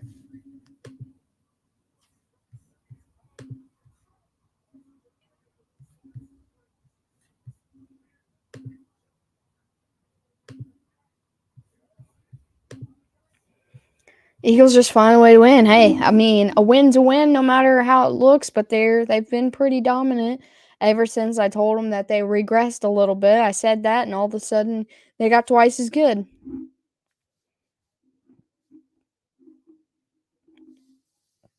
Vikings just need one more win or a Lions loss.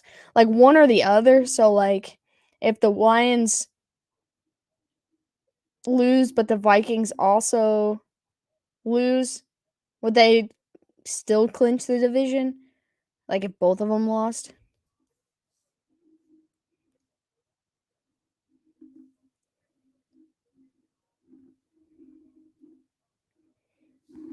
I drink water filtered through potatoes. I drink vodka. Oh, so their next game is against the Lions. Okay. Bro, I have sisters. Bring it on.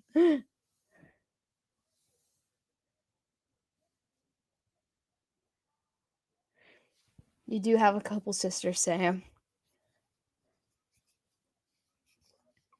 I didn't realize that they played each other next. All right, so we need a Lions win to keep that interesting.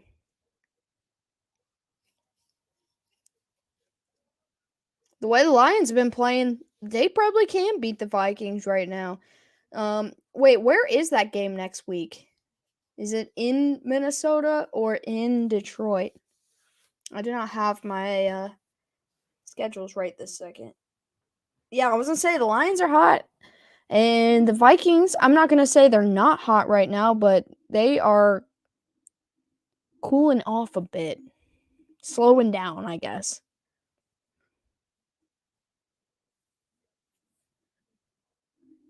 That makes sense. That makes sense. It's in Detroit. Okay, you know what? I'm not betting against Detroit at home again because I did it out last week. This week, I guess I should say, and I picked the Jags, and then Detroit beat them by a lot. So I think the Lions definitely could upset the Vikings right there to keep the hopes of Minnesota taking the division, to halt their hopes of locking up the division early for one more week.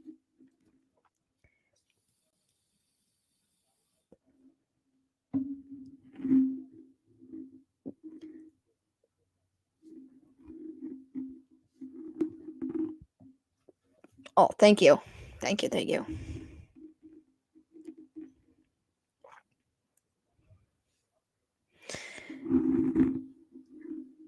I'm pretty confident after this tweet that just came through about OBJ that he's going to sign with the Cowboys.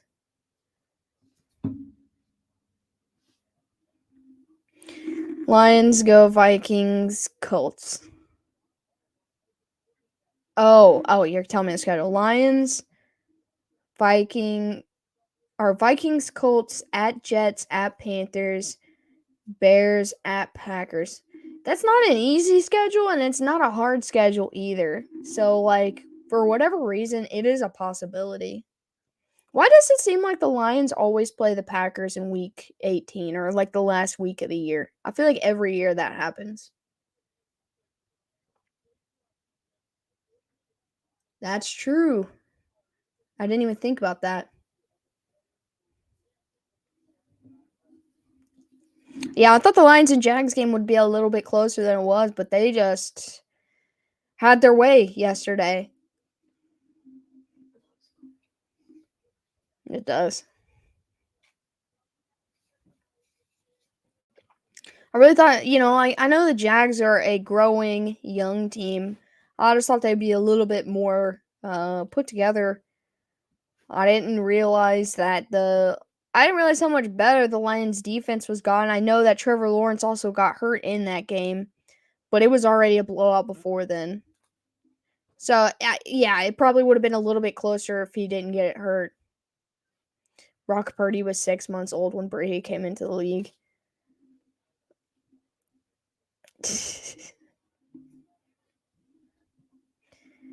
Same reason the Chiefs play Raiders and Broncos late. That's true. I think they play. I feel like we usually always play the Broncos the last week, but this year we got the Raiders. I appreciate you, Mickey.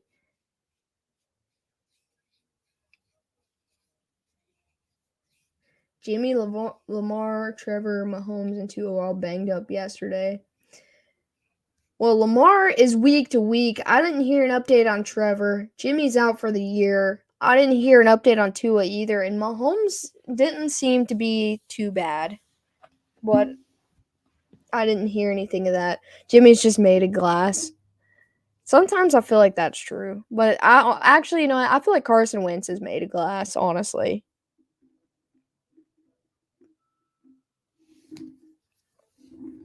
But Jimmy does get hurt a lot. I'm surprised he hasn't gotten hurt like earlier in the season. And no offense to him, like it just happens. That's not his fault. His he needs like to drink some more milk or something. Oh, okay, so Tua's fine as well. I knew Jimmy was. He broke his foot. I think Mahomes is fine also. Tyler Huntley is gonna. He's 1-3 as a starter for them, but like I watched most of those games, and he's really not that bad. And the games that he's filled in, I think he's gonna do just fine. I saw that they signed Deshaun Jackson back to their active roster again.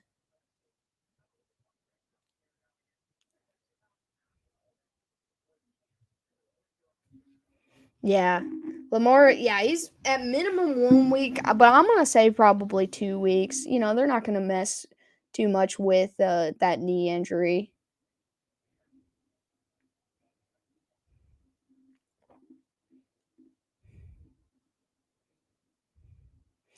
Glad your holes is fine, Greg. Why will the Chiefs lose out the rest of the season?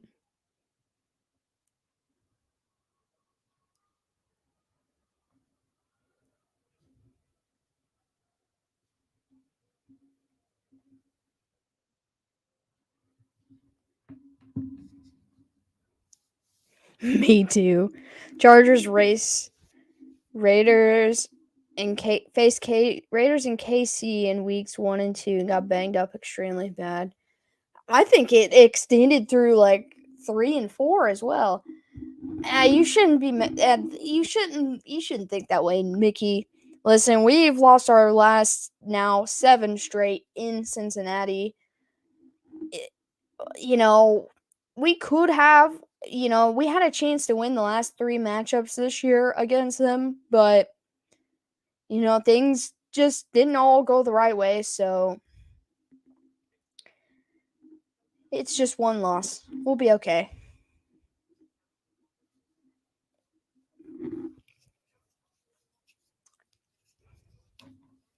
I can't wait to ignore the Avatar sequel next week. Is that coming out already? You could be a Pats fan. That would make you feel better, I bet. I don't think anything about that statement makes me feel better just thinking about it. Even if you said that like 10 years ago to me, none of that would make me feel better.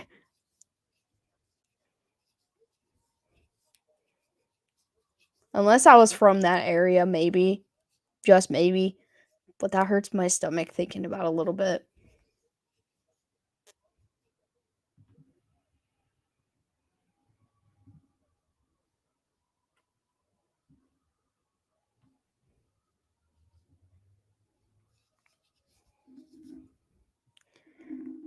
I'm done with them until next Sunday. It'll be alright, Mickey, I promise. Trust. You gotta trust. Everything will be just fine. I haven't given up that easy.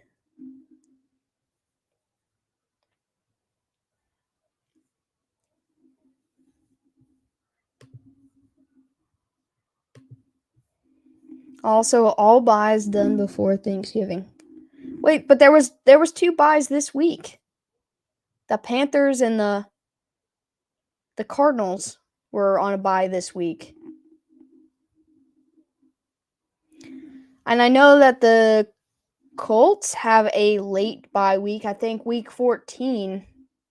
And maybe one other team. Looks like we are finally back to the third quarter. I feel like that was a long halftime, but also a really short halftime. But we were talking the whole time, so maybe that's why I felt that way.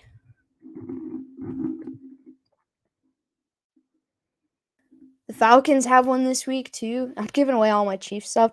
I mean, if you don't want it anymore, I will take it off of your hands, Mickey. But it will be okay.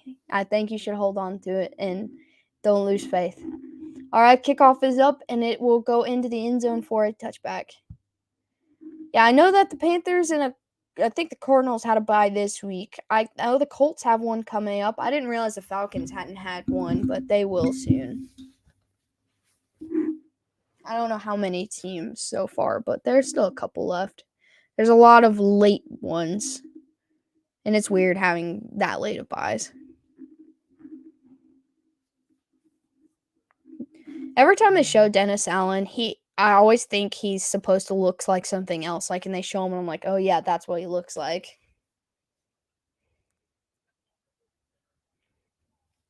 All right, so the Saints are going to start at the 25, 1st and 10. They're going to hand the ball off to Kamara. Kamara's going to miss the first guy, but he's going to get smacked down by the second for no gain.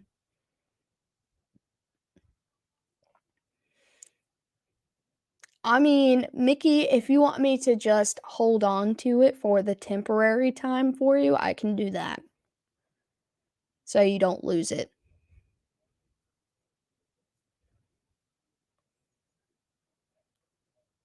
All right, second down and 10. No gain on the first play. And it looks like Hill's in again. He's going to keep and push forward for about 3.5 yards. It'll be third down.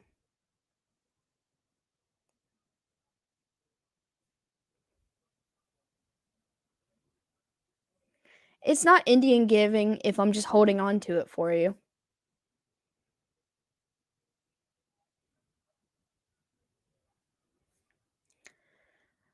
All right, it's going to be third down and 7 after the short run by Taysom Hill. Dalton back in.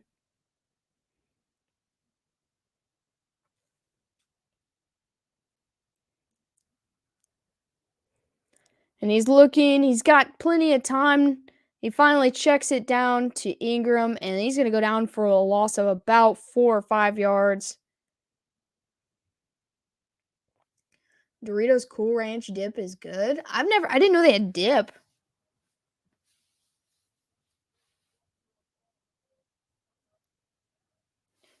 Sounds good, Mickey.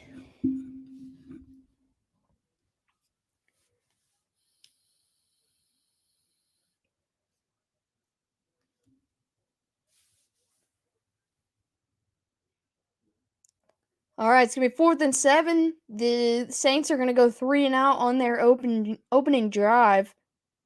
Are lining up to punt. The kick is up.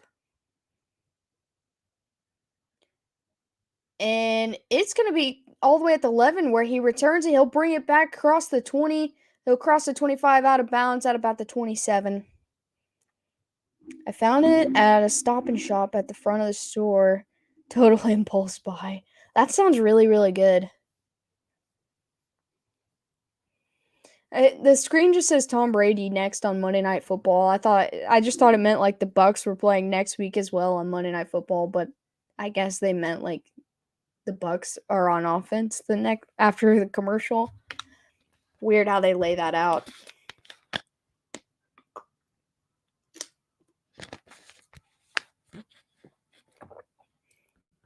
Dad just ate some and said it was good. It sounds pretty good. Colts, Falcons, Packers, Washington Saints are the teams that get the final bye weeks for week 14. So there's 5 teams on a bye week next week. It's spicy yet cool. Solid combo. That sounds perfect, honestly.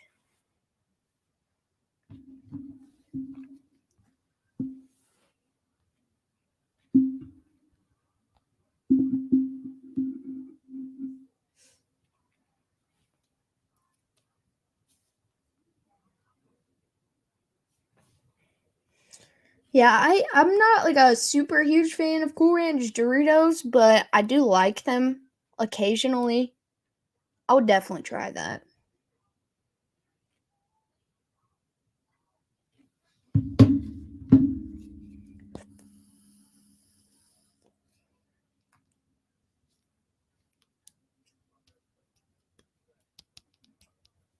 I tried the Pringles like scorching buffalo.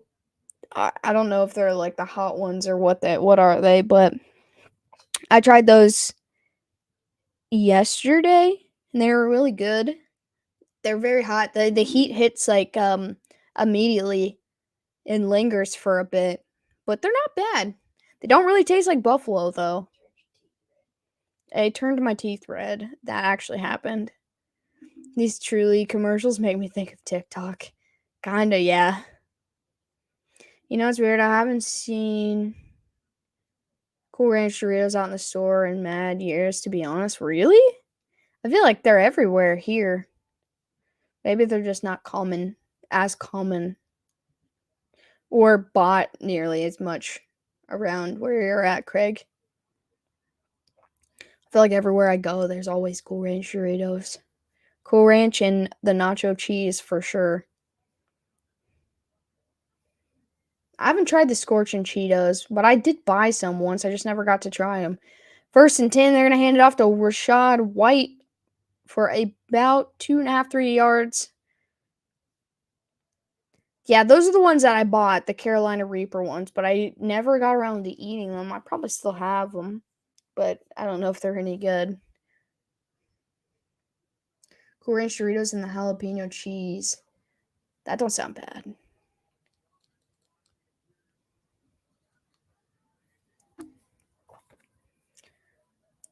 From the 29-yard line, 2nd down and 7. Brady's looking, has time. He's going to throw down the field, and he's going to hit Evans at the 50-yard line for a big first down. I think that's his second catch of the game. And that will be 22 yards, one of their longest plays of the game. They're not hot. Buffalo chips are lies. The one spicy chip that I really loved was, and they don't even make them anymore, I don't think. It's the Dorito, uh, I think they're called like the Jacked Buffalo or Ranch Dipped Hot Wings, Buffalo Ranch Dipped Hot Wings or something like that. 1st and 10, Brady's going to load deep down the field to Julio Jones, and he overthrows him again. 2nd down and 10. Yeah, he overthrew him a little bit further than he did last time.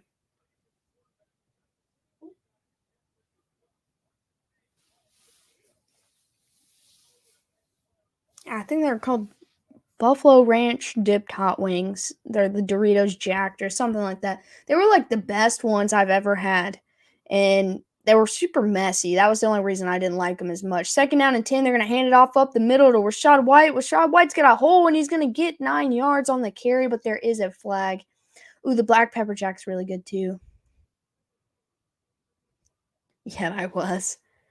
Those Buffalo ones were a little bit hotter than I anticipated them being. It's going to be a hold on the Bucks, so it's going to pull back that nice run by White.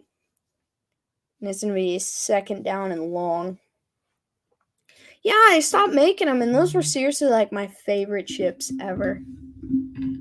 Also, for NBA watchers, Kawhi Leonard officially is back. He's been out for like a year and a half, I think. Oh, the purple Doritos, those are my new favorites now that they don't make the other ones. So 2nd down and 20, Brady's looking, he's going to check it down to White. White stutter steps, tries to make a guy miss, and he's only going to get about 3 yards after the catch. The Flamin' Hot Cool Ranch are good. I don't know if I tried those. Chicken parm chips were best, but I think I did away with them. I don't know if I've ever had those.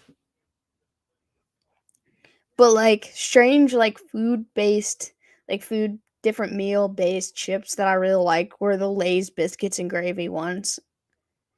I don't know why and I don't know how, but they actually tasted just like biscuits and gravy. 3rd down and 17, Brady under pressure steps up in the pocket, dumps it down to White. White will cross the 50, but he loses the football and the Saints recover it after the ball bounces 10 yards. Corn.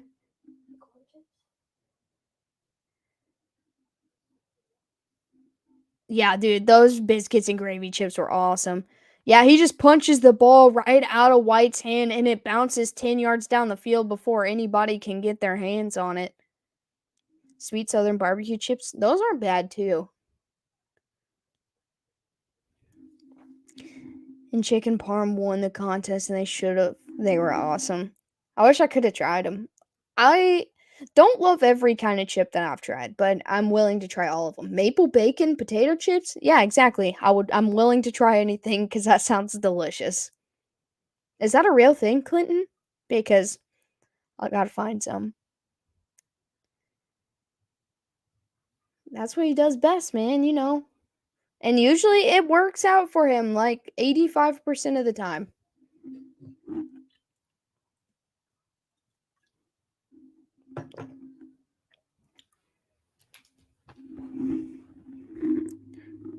Will we see a tablet get broken in this game? Because it feels like it's getting close to that point.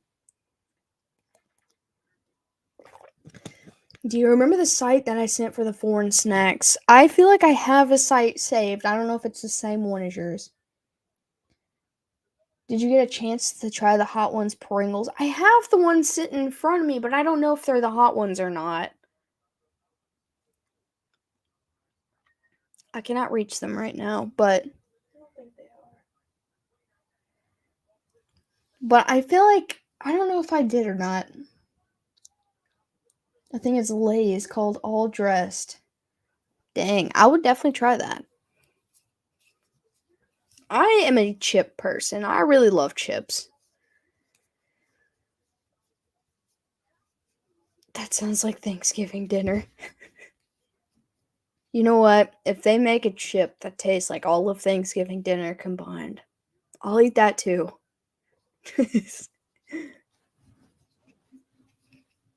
Holiday exclusive chips.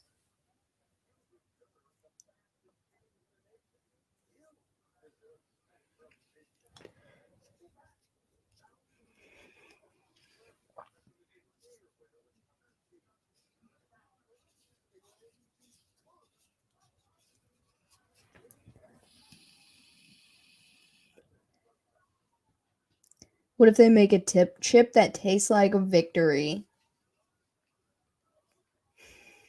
Hmm. I mean, I would try it. I'm not going to deny that, but I wonder what victory would actually taste like. I feel like it would taste bad, honestly. From the 32, the Saints are going to take over after the turnover. Dalton's looking, has time, checks it down in the middle. Looks like Ingram, and he'll get 4 yards. Ketchup chips were weird, but surprisingly good. That just makes me feel like you've like it would taste like a basket of fries that's absolutely smothered in ketchup to the point where all the fries are like a little softer and then you eat them. Like that's what I imagine those chips taste like. I've heard that defeat has a bitter taste. Fair enough. Second down and 5 after the Ingram catch. Taysom Hill is in again. This time he actually hands it off instead of keeps it. And that was Ingram again, and he's going to get real close to the first down. It'll be third down and short. I hated ketchup chips, like a crunchy ketchup packet in your mouth. Ugh. Well, when you describe it like that, it sounds horrible. When I was a kid, I liked salt and vinegar chips. That's not bad. They're not, I don't love them, but they're not bad. Third down and 1. It's Dalton, and I figured Hill would be in on another play back to back. And they're going to hand it off to the big guy, and he's going to plow forward. And it's going to be close, but I think he got the first down. I'm going to have to stop at Steak and Shake on my way home tomorrow for cheese fries. Ooh, I love their cheese fries.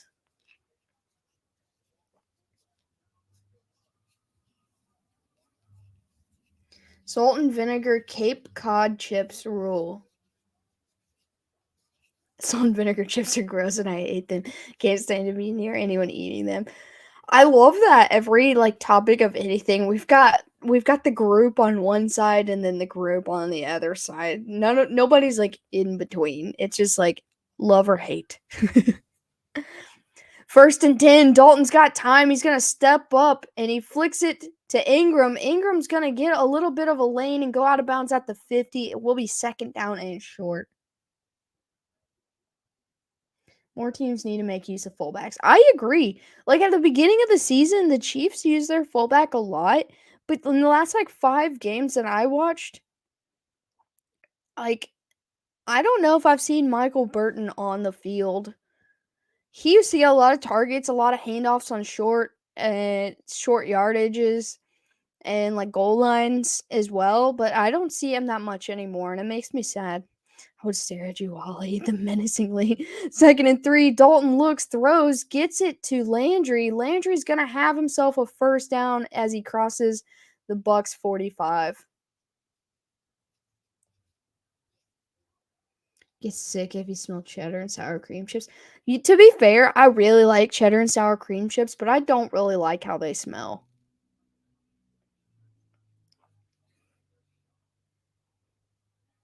I don't really like how Cool Ranch Doritos smell either, to be honest. Like, but the cheddar and sour cream ones smell worse. Even though I could eat them with just about anything. All right, 1st and 10 from the 45. Hill is in. He's going to throw it. He's going to load up, and he hits Olave down the sideline. He'll go out of bounds after he crosses the 25 for another big first down. Like gym socks, for whatever reason, that makes perfect sense to me. Like, I understand what you mean. A solid cheddar cheese chip? Is there not? Because now you say that, I can't think of one that's just cheese. The queso lays, I feel like, are disgusting. They smell like a foot, but taste so good. Yes, exactly. From the 23-yard line, the Saints are driving. It's 1st and 10. Dalton's going to hand it off to Kamara. Kamara gets to the left side. He'll be able to push forward for about 4 yards. There are the cheddar Pringles. I forgot about those. The Prongles. Regular old Fritos smell like dirty socks. I feel like you're right about that too. The Lay's jalapeno cheddar chips are good. They're not too bad. I like jalapeno like flavored things, but I am such a buffalo person over jalapeno. 2nd and 6, check down to their tight end. He's got room to run. He'll get all the way down to the 10-yard line in a first down. Sour cream and onion dip? Well, I have an onion allergy, so I don't usually eat those, but everyone says that sour cream and onion chips are really good.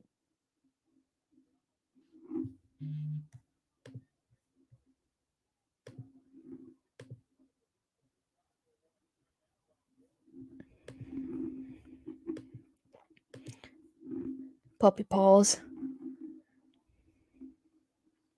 All right, 1st and 10 from like the 10.5-yard line. So they're able to get a first down around the 1. Dalton looks, throws, he gets it to Kamara. Kamara's still going on his feet. He'll get them inside the 5. It'll be 2nd and short.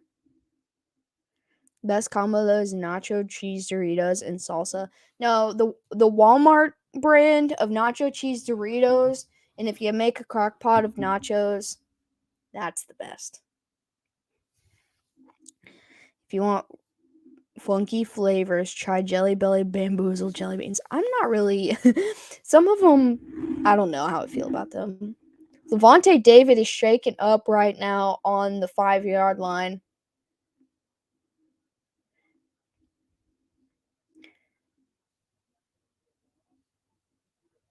Yeah, I love making nachos with the nacho Doritos.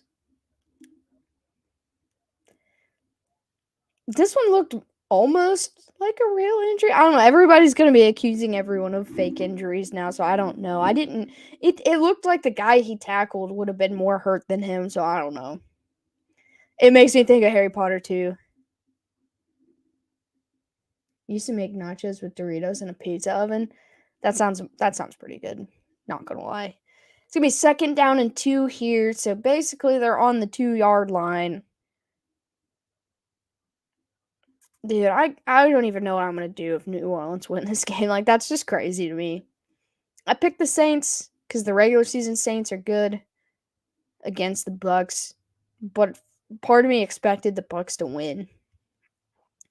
2nd and 2, handoff up the middle to Ingram, and he hits a wall, but he's still moving. He's only going to get about a half yard. It'll be 3rd down. Now with all the chip talk, I'm hungry. I had dinner before the stream, so I wouldn't be starving once we got to the part of the game where we started talking about food. Skunk Jelly Belly is the worst thing ever created. There's a flag on the play now.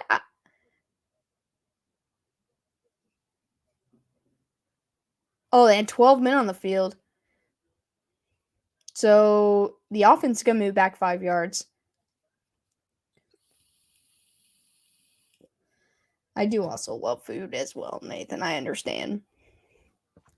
3:49 to go. 3rd and 7. They can still get a first down, but if they get to the first down mark, they might as well get into the end zone. Some of them are disgusting, man. I don't trust when people are like, "You want some jelly beans?" And I'm like, for whatever reason, I'm always convinced they're going to be one of the nasty flavors. 3rd and 7. Dalton's looking. He's being chased. And he's going to let go of it. And he's going to get it to Hill. And they're going to get a stop. It will be 4th down, 2 yards from the end zone. And they're going to bring the field goal unit out. I think this is smart. I know they're close, but they got to take the points. Either sour or some weird earwax supposed flavor mixed with popcorn. Yes. This is going to be a 21-yard chip shot for the Saints.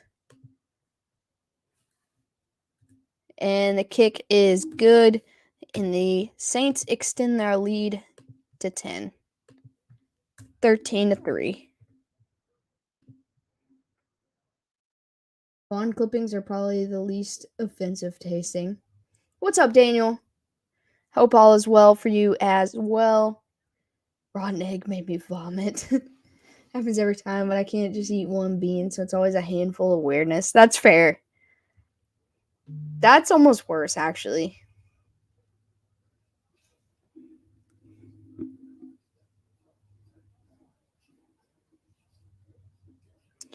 So, with Taysom Hill's touchdown catch earlier, it makes him the first player in the Super Bowl era to ever record 9+ scores as a runner, receiver, and a passer.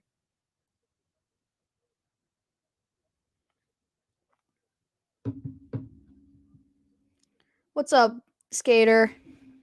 You changed your name, and so I was like, who is that for a second? But I recognize your picture from the other day. How's it going? He's the Otane of football. Sign him up long term. Didn't they give him a pretty decent deal? I mean, everyone was mad about it, but they kind of it looked big and obnoxious on the outside, but like when you look at the small details, like he's getting paid per position he's playing. Like he's not constantly getting paid like 40 million a year or something like that. He's getting paid mostly as a tight end. Oh, we're just hanging out, having a good time. We've been talking about different types of chips and now jelly beans for the last 20 minutes. It's been fun.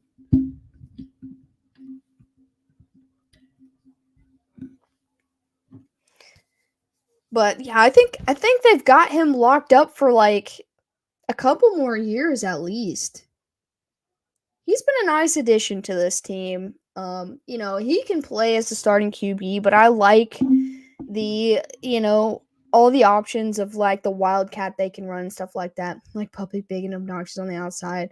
But after a while it makes more sense. Exactly.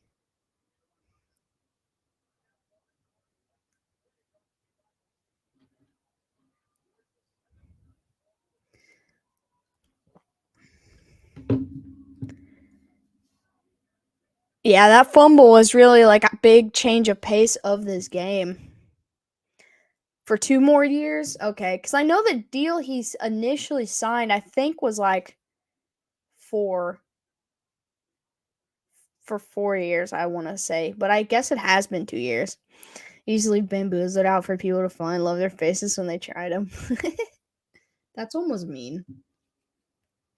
All right, kickoff is up, and it will be a touchback. And the Bucks will start at the 25.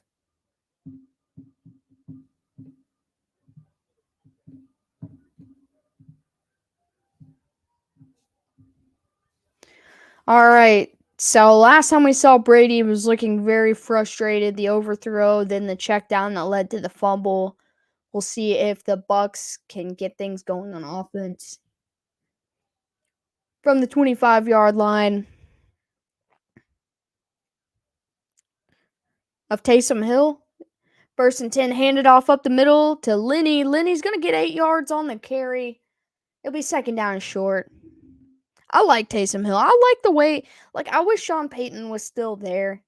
I know, like, he had his reasons and whatnot for going, but I think that he could have really made a lot more something with this team this year. I don't know if Dennis Allen was ready for a head coach. head coaching job. Time 2:15 left in the third. They're gonna hand it off to Lenny again. Leonard Fournette's gonna cross the 40 and another first down for the Bucks. Cam Jordan's picture looks like the Casper from Key and Peele, like his player profile picture that they show in the beginning lineups. Yeah, I mean, I agree. He'll be back in the league for sure. But I'm not playing him. I gotcha. 1st and 10 from the Bucks 40. Brady quick pass behind the line to Godwin. Godwin uses his speed and powers forward for about 6 yards on the catch. It's going to be 2nd down and short. I think they're trying to take the short game and move this a little bit quicker along with the run game. Trying to get a balanced offense to get the offense moving. Hingle McCringle. Also, I just saw that the Dolphins signed Eric Fisher. I didn't realize he was still a free agent. I thought he was in Indy. I started Brady over Geno. 2nd and 4. Brady looking. It's batted up in the air. He's trying to get it to Fournette, and it's nearly picked off, but it will be incomplete. Cam Jordan on the play. That was very dangerous. 3rd down and 4 coming up. I accidentally started Russ this week. Don't feel bad.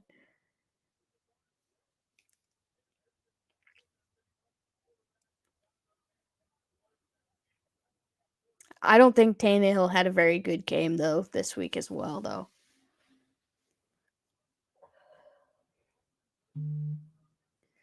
All right, 3rd and 4. Brady's looking, throws, gets it away, gets a 1st down. My TV's trying to shut off on me. That was Cameron Brate. Or no, Cade Otton, sorry. I know I was talking about Cameron Brate earlier. But I forgot to mention Cade Otton as well as a tight end that's been developing for this team this year. Yeah, I also lost with Josh Allen as my QB this week, so I understand.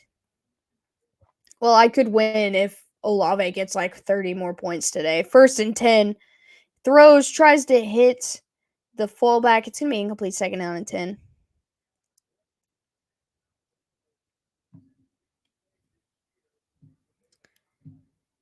Yeah, so I had Josh Allen, and then I had Kenneth Walker, who got hurt, so he only had 3 points. And I had Jalen Waddle, who had 1.9 points because he got hurt. And then I had the Cowboys defense, Evan McPherson, Olave, Justin Jefferson, Brian Robinson. 2nd and 10, Brady throwing over the middle, pass is broken up, trying to get it to Otton again. It's going to be 3rd down and 10. I would have kicked him weeks ago. We're in a dynasty league, Craig, so somebody was going to take him, and there's not a lot to pick up. That's why she still has Russ. My quarterbacks in that league, because I'm in 2 different leagues, but the one in that league, my quarterbacks are Jared Goff and Matt Ryan because I inherited the worst team on there that they could possibly have. 3rd down and 10. Brady throws, hits his guy underneath, and it's not going to be enough for a 1st down. Shall we make sure you play Russ this week? Broncos play KC. That's fair. I mean, that's going to be the end of the 3rd quarter. It'll be 4th down for the Bucks when we get back from commercial break. And Brady's frustrated.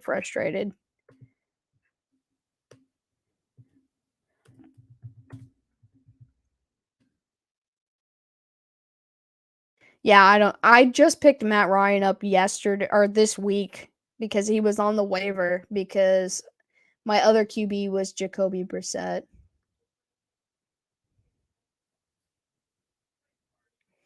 Well, when I got the team, I had Baker Mayfield.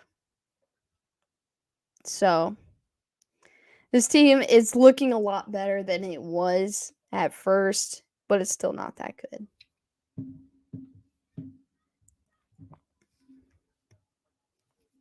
I just picked up Steve Young.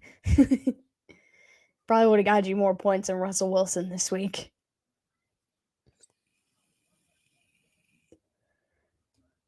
I'm winning this week if Mike Evans doesn't score. That's what I'm saying. Steve Young could have got you more points.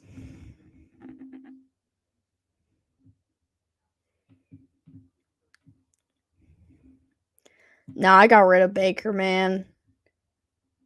I had him for a while, and then I picked him back up. Like, he was my only starting QB going into this season that had a job. Like, I got lucky that Carolina picked him up, so I had someone to put there. And then, everything hit the fan. I hurry up and scooped up Jacoby Brissett and Jared. Well, I already had Jared Goff. So I rolled with them for a while. How did you inherit a team? So the guys that we work with, well, they work in table games, but they had a guy drop out of their league and was like, "Hey, we have a spot. Do you want to fill it?" And I was like, "Yeah, sure, whatever." And it was like 2 years ago, and I was like, I should have said no. But we went to the draft, and I had like the number 1 draft pick, and I drafted last year Najee Harris. And so I'm slowly adding pieces to this team, and so it's getting better. I'm gonna have the number 1 draft pick again this year because I'm going to have my second win of the season this week against Shelby. Yes.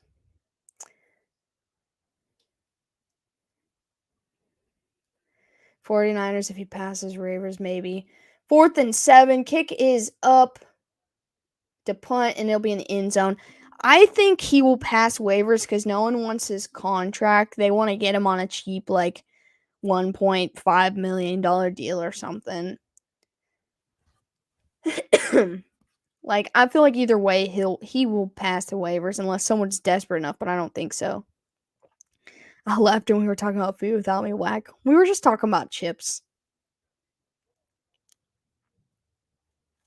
So the Saints are going to start on their own 20 with 14:53 left in the 4th. Sorry, Sadie, chips happened. A lot of chips happened. Sadie, what's your favorite chip? We'll include you. All right, 1st and 10. They're going to put it on the ground with Kamara. Kamara is trying to push through the pack, and he might get a yard. Why can't the Packers be in the NFC South? Because that probably wouldn't make that much sense. But Dallas being in the East, in my brain, does not make much sense either. All dressed ruffle chips. Somebody was just talking about those because Shelby was like, that sounds like a Thanksgiving chip. 2nd down and 9. And he's looking as time. He's going to throw it, checks it down to Ingram. Ingram tries to throw up a stiff arm. He'll get a good number of yards, but it is still going to be 3rd down. Amon-Ra St. Brown led me this week with 30.6. I think the Cowboys defense led for me this week at 22 points. I had Garrett Wilson on the bench too. I was pretty upset about that. Yeah, the Cowboys defense gave me 22. Grippos always makes my nose run. Like, it's not that they're like too hot or anything, but I feel like my nose is always running when I eat them. 3rd down and 3. Dalton's looking. He's going to throw down the sideline. He's got his guy in Olave for a huge 1st down. Dallas being in the East of Legacy, they have too big of a rivalry with the Commanders and the Giants and Eagles. I understand it, but when we're talking about location, it just doesn't make sense.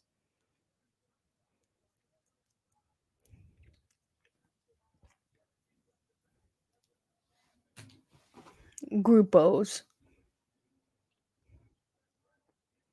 I was going to say, okay, it was Clinton who said it about the all dressed. I knew someone had just mentioned that, and I'd never heard of them. First and 10. They're in Bucs territory now. They're going to put it on the ground. Taysom Hill hands it off to Kamara. Kamara will get 2 yards on the carry. Saints, Panthers, and Falcons used to be in the West. F Tampa.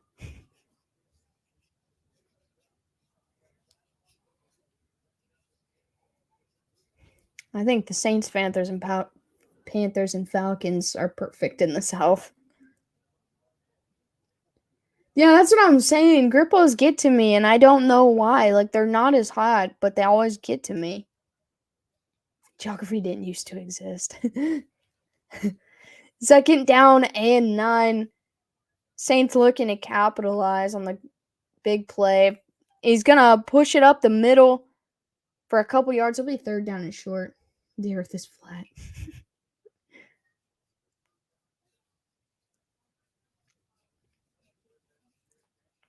It's a big third down. If they can move, at least get into field goal territory, they can extend this lead and make it a lot harder for the Bucs to come back in.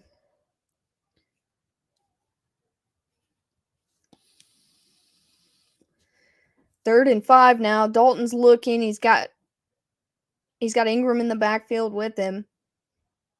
He's going to load up the sideline again, but he's going to overthrow it, and the flag is flown over Olave's head as he's being held.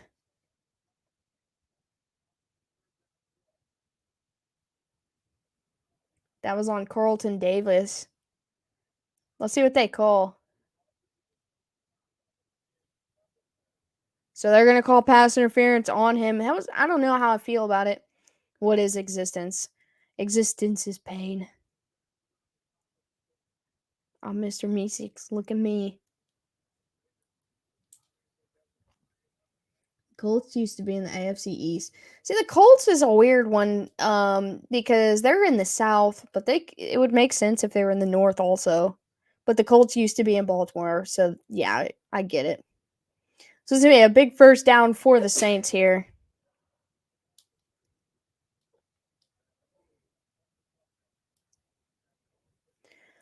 All right, so now the Saints are in field goal range. Taysom Hill's going to take the snap. He's going to run it up the middle. He takes a bit of a shot, but he will get about 6 yards on the carry up the middle. And it's going to be second down and 5. Existence is chips. Welcome back, Snowman. No worries. We understand. You gotta take care of yourself, man.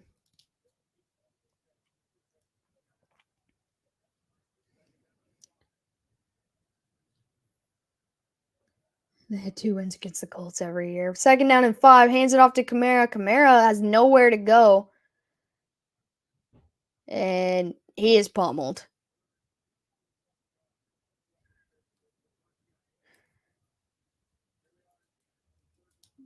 All right, so it's going to be third and 4 again, where it's a relatively short third down.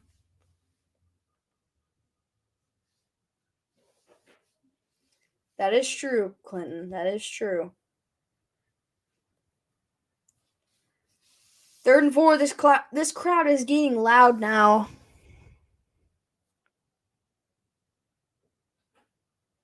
I feel like Andy Dalton's mustache is getting really thick. It did not used to be like as bushy as it is now. Third down and 4. Dalton's looking. He's going to throw it over the middle. Hits Olave for a first down. And they're going to move the chains. I really like Olave, man. He's had a pretty good rookie year. Dude, he just broke that guy's ankles. I think that was Davis. He faked him out. He acted like he was going to streak down the left side and then just cut back.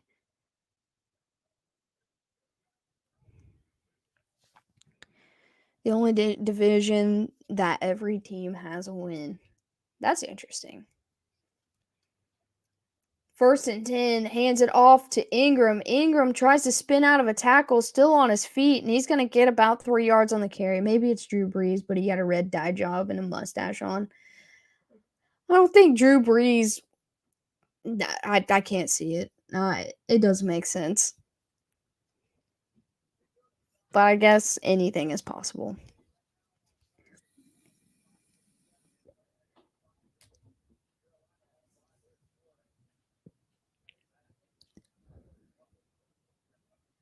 All right, 2nd down and 7 inside the red zone. Let's see if they can put it back in the end zone again.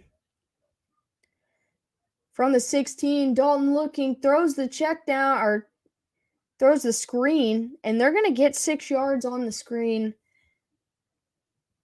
And it'll be 3rd down and short. Brees has a lot of hair now that he's not in the league. He didn't used to. They got an injured that's Ingram down on the ground on the sideline. Yeah, he got tripped up, and I'm not sure what he hurt. Maybe his ankle?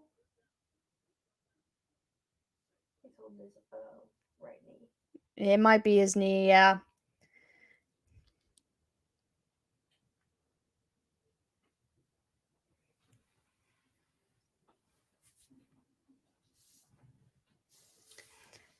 Brees was almost more accurate than an Olympic archer at 25 yards. That's what I'm saying.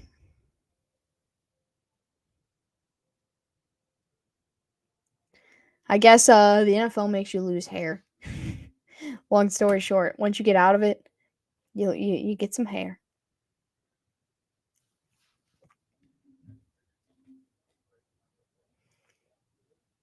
I do remember that because I remember when I first noticed his birthmark, and I was like, how have I never noticed that before?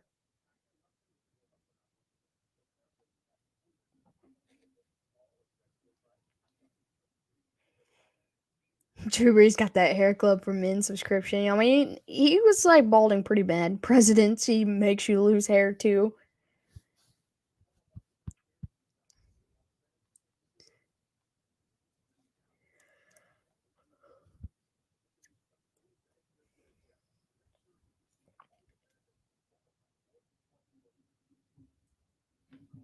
Hey, Snowman, take care, man. I appreciate you being in here. Get some rest and take care of yourself.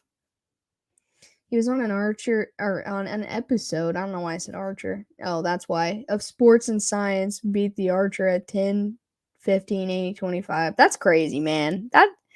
He's one of the most accurate quarterbacks of all time. I have to believe that. If not the.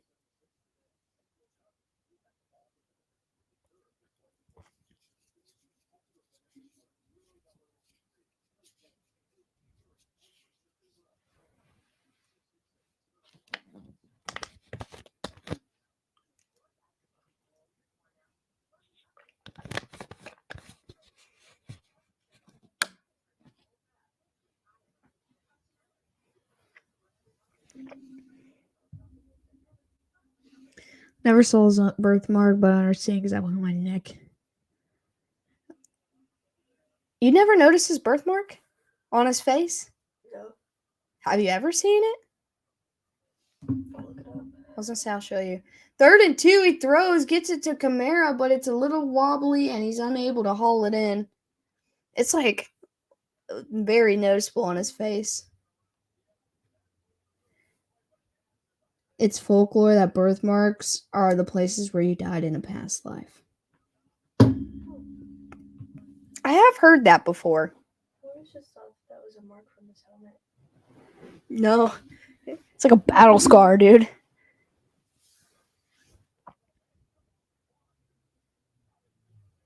All right, 4th and 2. They're going to kick a field goal here. 29-yard attempt. That's up, and it is good. They extend their lead now to 13 points. And Brady puts his helmet on. And we'll see if they find life again once again. You don't know where your birthmark is? I have a birthmark that's near my hip, and I never noticed it when I was young, but when I got older, I noticed it and I asked my dad about it and he said, "You never had a birthmark there. I changed your diapers for years." And I was like, "Hmm, can they just pop up?"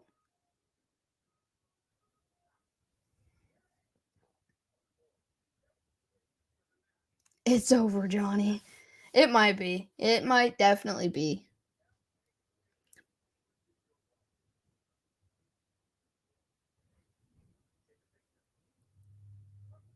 Like, it's like real tiny. It's definitely like a birthmark.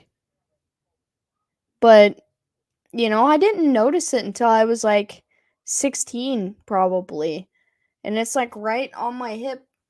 And I asked him about it and he was like, "No, that's never been there. It's not a mole. It's you know, I guess it could be a sunspot, but I don't know if the sun's ever seen that spot of my body."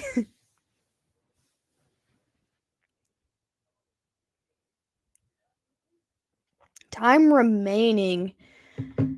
I think we're about halfway through. I just looked at it when it was on there, but I will tell you. Coach, it happened again. 8 minutes and 2 seconds remaining in the fourth quarter.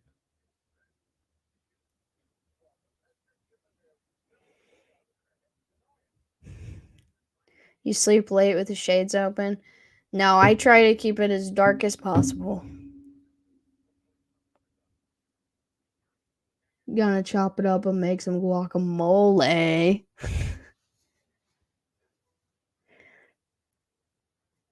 The fact that you're talking about moles and said that makes me really uncomfortable. Makes my stomach hurt.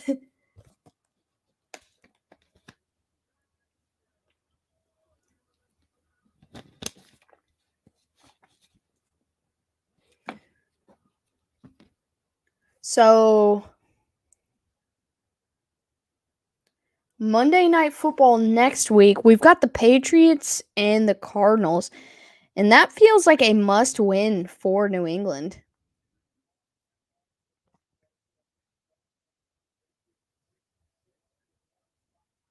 Anytime I get a chance to quote Austin Powers, I will. I know, but you were just talking about moles, and so it made my stomach twist up a little bit.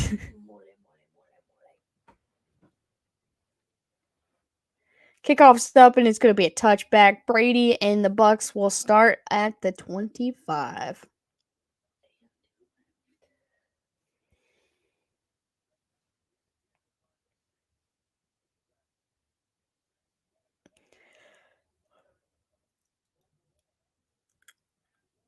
He has more interceptions than touchdowns in 3 games, all versus the Saints. All right, 1st and 10 from the 25. Brady looks, he's in trouble, and he's going to get brought down back at around the 17-yard line for a huge sack.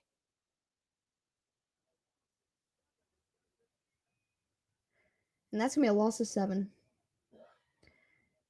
Hey, Sadie, thanks for hanging with us. Much love, sister.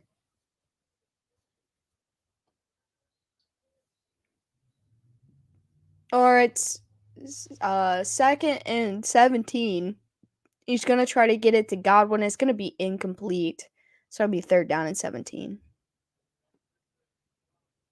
I want to sprinkle all your humor into my void. That is an odd compliment. 3rd and 17. Brady steps up, flicks it to White. White's going to get hit hard. And it's going to be 4th down and long. Looks like they're going to go for it here. Okay, Tampa sucks. Here we go again. It's going to be 4th and 10. And it looks like they're going to go for it. The punt team started to come on.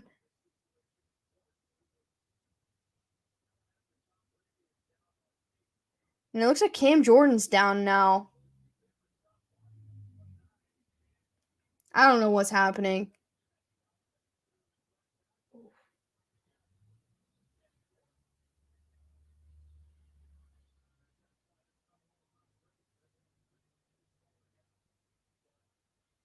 I don't know if that was a real injury or not.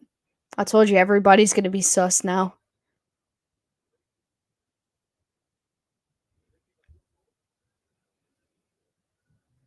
I think it's time for Tommy to start his booth career. I've been saying that for a couple years.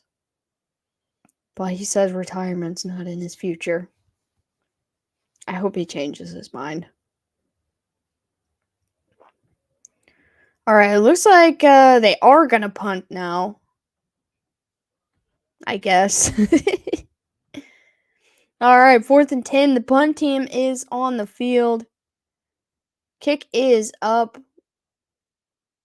And he's going to return it from the 30. He'll get to the 40, cut past the 45, and be taken down just after the 45.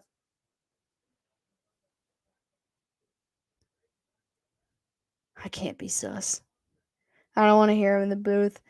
I don't know. I feel like it would be interesting, but weird. Now that I'm in here with you guys, I don't really listen to him all that much. Kick is up and it's intercepted. That's the way this game's going. It feels like it.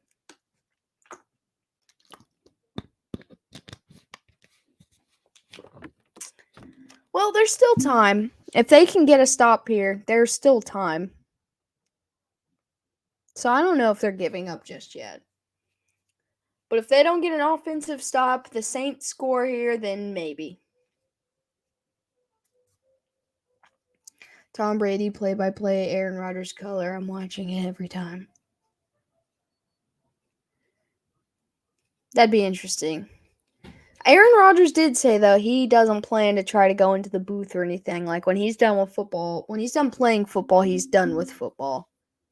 Which I don't know if I believe, because if someone throws money at you, then, you know, your opinions might change. But I don't think Rodgers is the booth type guy. I can't see it. Is Dalton hurt? I know he's taken a couple shots in this game. Rodgers gonna be too high to say anything. Yeah, when Rodgers retires from playing football, I don't see him coming back. He wants to go live in a mountain hill with his crafty girlfriend. I don't even know what to call her. Yeah, I don't know.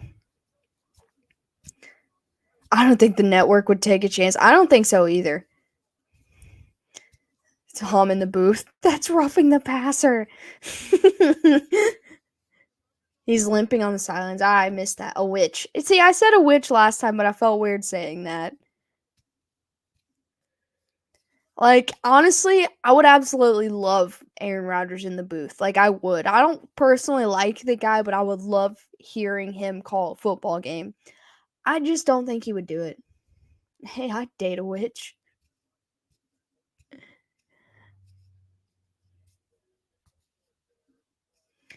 He's not married, I don't think. I mean, I guess he could be. But her name is, like, blue, like the color. She's a very, witchy... I don't really know how to describe her. She's one with the woods.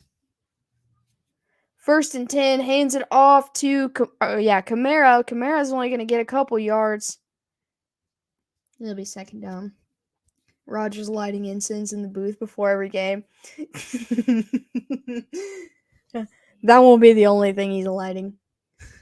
Which witch is which? I don't know, man.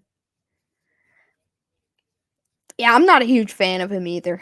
Like I said, I would love to hear him in the booth. Especially him and Brady next to each other. I feel like it would be so entertaining. I don't think so. We're snapped on vacation, but haven't been seen in public together. Nor is there any kind of Facebook official status on the two. I feel like Rodgers is not the Facebook type either. 2nd and 8. He's going to quick pass to Ingram. Ingram's going to go out of bounds just short of the 1st down. He had room to get the 1st down. I'm not sure why he didn't.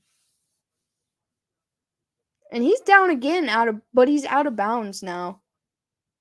Maybe that's why, because he's hurting.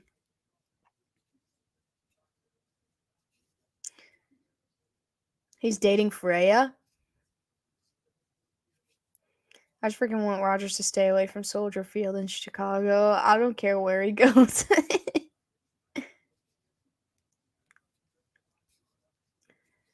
That's fair, Daniel. 3rd down and 1. Quick pass over the middle. He tries to get it to number 1. I think that's Callaway. It's going to be incomplete. They keep showing Bruce Arians up in the stands, but, like, he's making a dumb face every time they put the camera on him. He's like a pigeon. Yep. Too many 4th down and 1 now.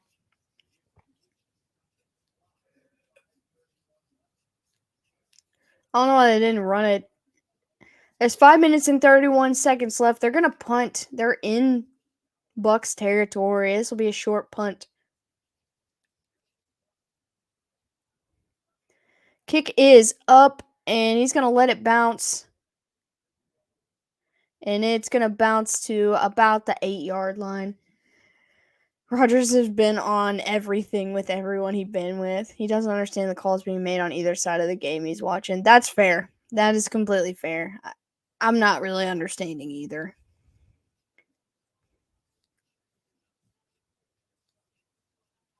What's up, John? What do you think of this game so far?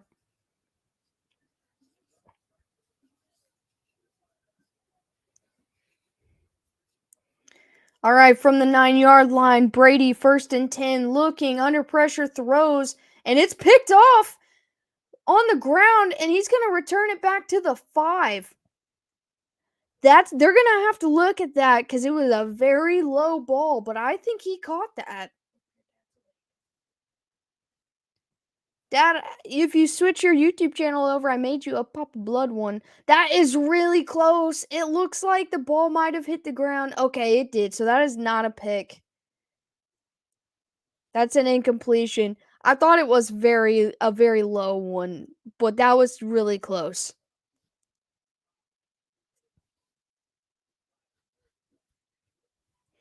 All right, 2nd and 10, 5:09 to go. Brady's looking. He's got time. He's going to throw over the middle. Hits Godwin. Godwin will get him a 1st down. And they're trying to move up tempo now. I just came home to go to bed. Now I can't stop listening. All right, from the 21, 1st and 10, Brady's looking. He's got all the time in the world this time. Now pressure's coming, and he just kind of flings it away in the direction of Julio Jones.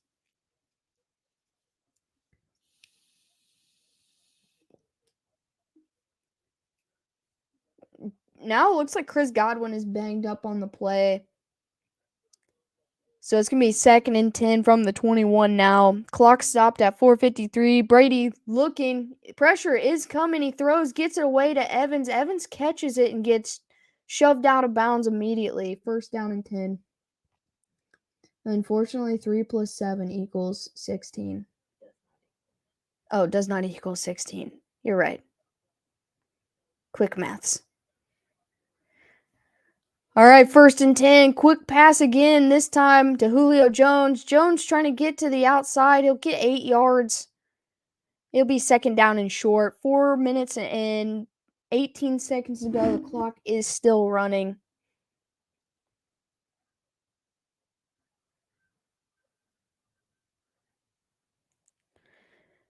Brady throws over the middle. He's going to hit Fournette this time. They'll cross into Saints territory. He'll go down. The clock's going to run under 4 minutes now. It'll be another 1st down. There he is. I made him up a Papa Blood account.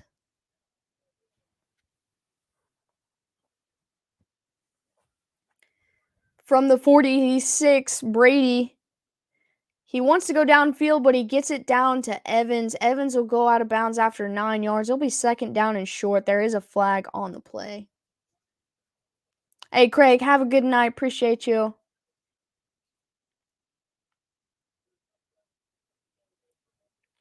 Okay, so they picked their flag up.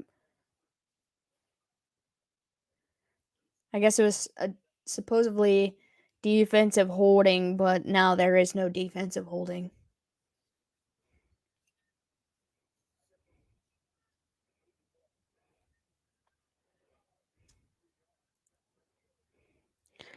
All right, 2nd and 2, hands it off to Fournette.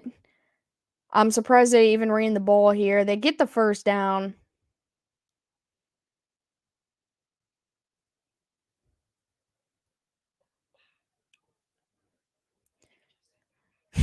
From the 35, 1st and 10, pressure comes quick. Brady throws over the middle, tries to get it to his tight end, and it was just out of reach. 2nd down and 10, 3:19 to go.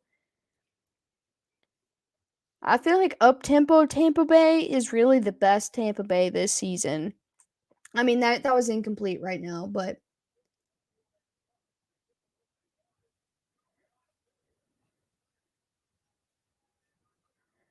2nd and 10, Brady looks. He's got time, checks it down to Fournette. Fournette is just trying to get back to the line of scrimmage. He does and gets 6 yards, but there is a flag.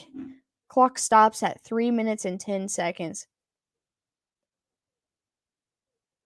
Okay, this was going to be on the offense. It's going to be a hold.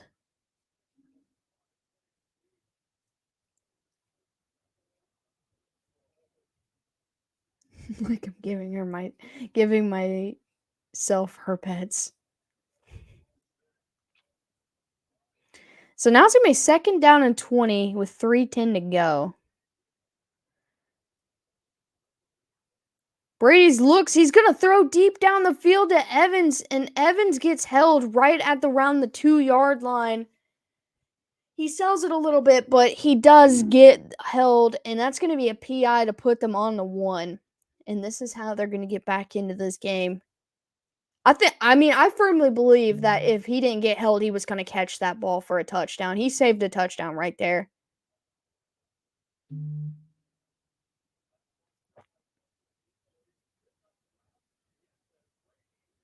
Yeah, that was a touchdown if he didn't grab him. Dennis Allen's mad about that. So it's going to be 1st and goal with 3:03 to go on the 1-yard line. I don't think you get fantasy points for that, no. 1st and goal, he's going to throw to the back of the end zone, and he's going to hit his tight end, Cade Otton, for the touchdown. This is the first points since, I think, the first drive of the game from Tampa Bay. There's exactly 3 minutes left on the clock. I'm going to assume they're going to go for 2 here since they need 16. I guess they're not going to go for 2 because the offense is still on the sideline. They're going to kick the extra point. That doesn't... I guess they don't... Okay, in my brain... A touchdown and field goal would put them in the lead. Yeah, I don't know why I thought they needed to go for 2. Extra point is good. It is a 6-point ball game.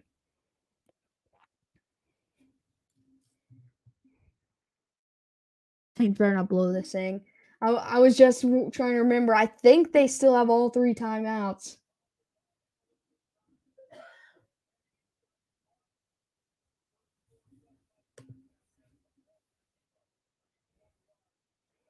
It is 16-10 now with 3 minutes to go. Both teams have all 3 timeouts, and we're getting ready for kickoff. That was the longest touchdown drive this season by the Bucs at 91 yards.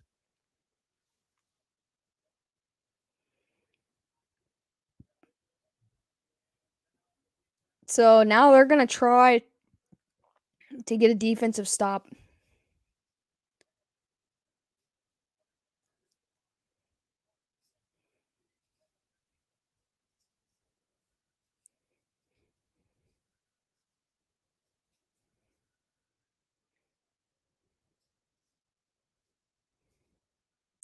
I'm dropping him bomb. All right, kickoff is up. And they're going to let it go out the end zone, and it will be a touchback.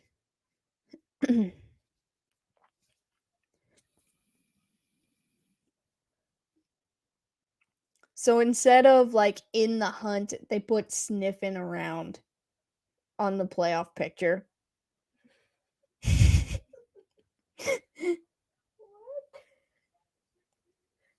I mean, I guess it makes sense.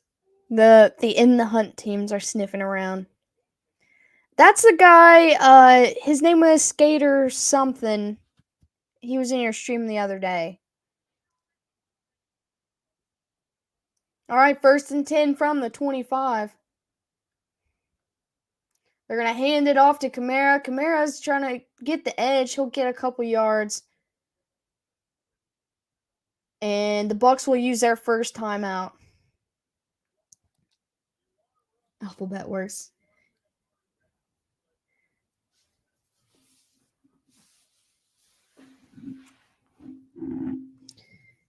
You don't need to be on my bum in CBS. Let me have first. All right, 2nd down and 7, 2:54 to go. Bucs still have 2 timeouts and the 2-minute warning.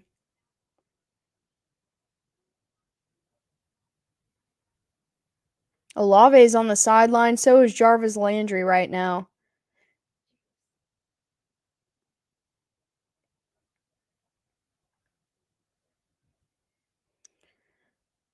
All right, 2nd and 7. They fake the handoff to Kamara.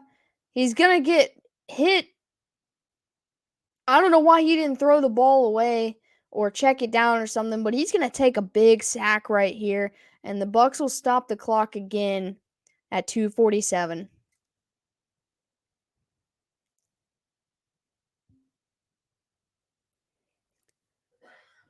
Let's see. I don't think he had anything, but they're going to show the replay here.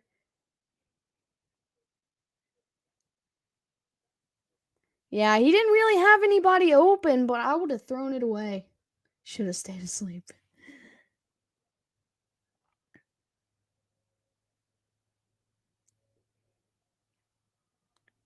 That's going to be a loss of 10. It's going to be 3rd and 17 now.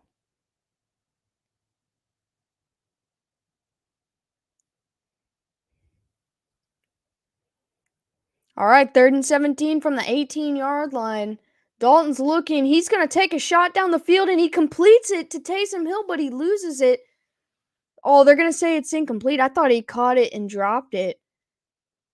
But there's an injured Buccaneer on the play. Oh, that was almost a dot, man. He's had a good connection with Taysom Hill in this game.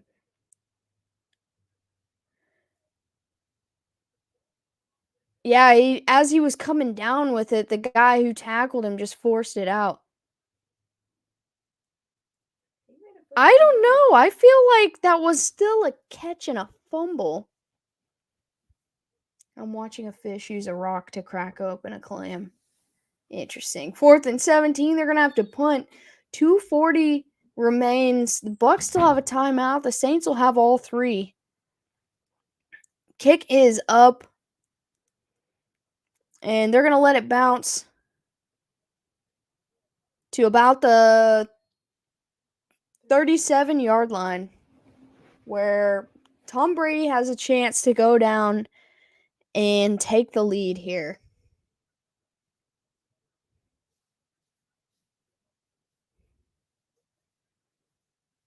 Okay, he changed his name, so now there you go, Dad. Slow-mo looked like a catch to me, too. I thought so, too. It looked like a catch and a fumble.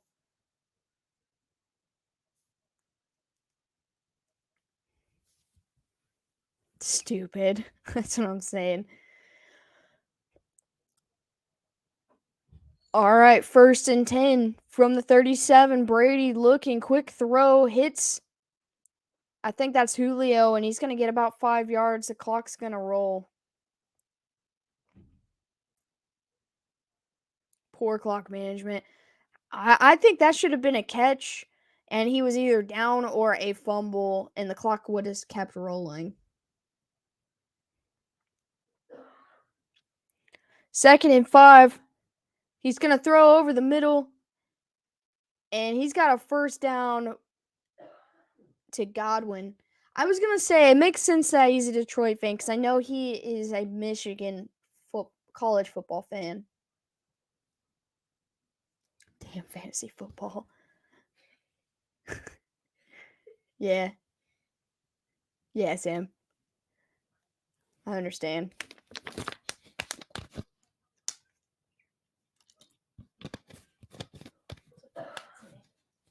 Hmm? That's what Dad used to say. So the Bucs have a chance to win it here.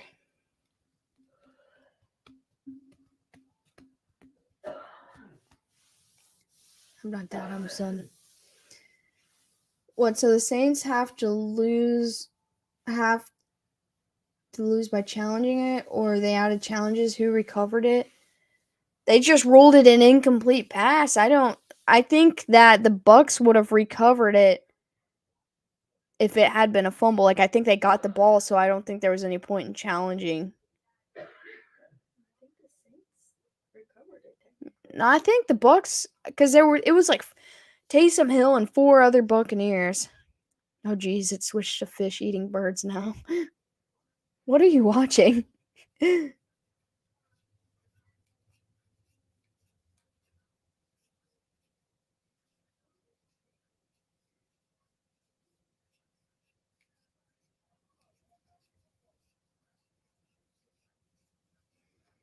Of course, I turn it into a commercial.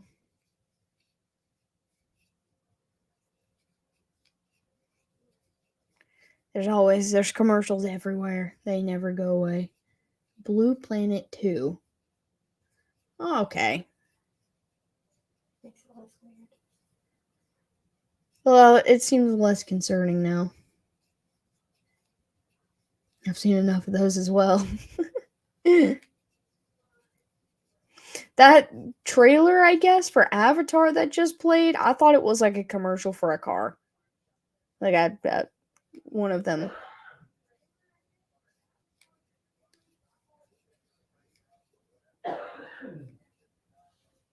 You good, Papa?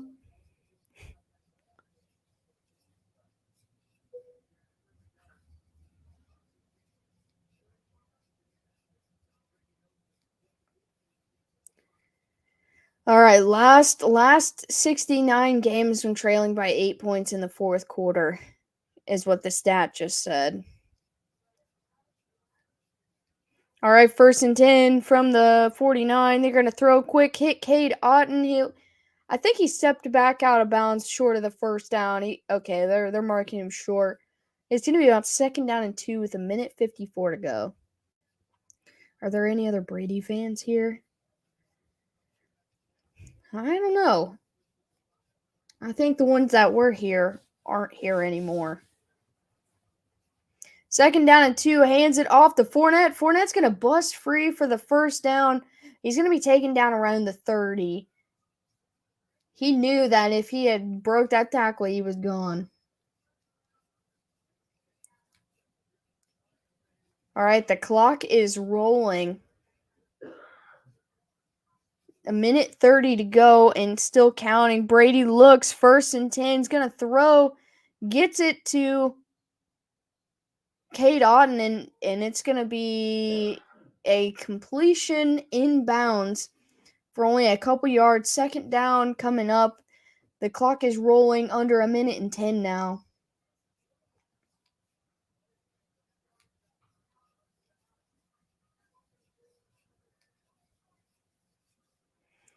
All right, 2nd and 6. Brady looks, quick pass, too high for the tight end, out of his hands. 58 seconds to go. 3rd and 6 coming up.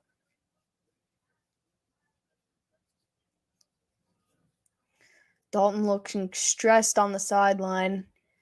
He thought he had done enough to win.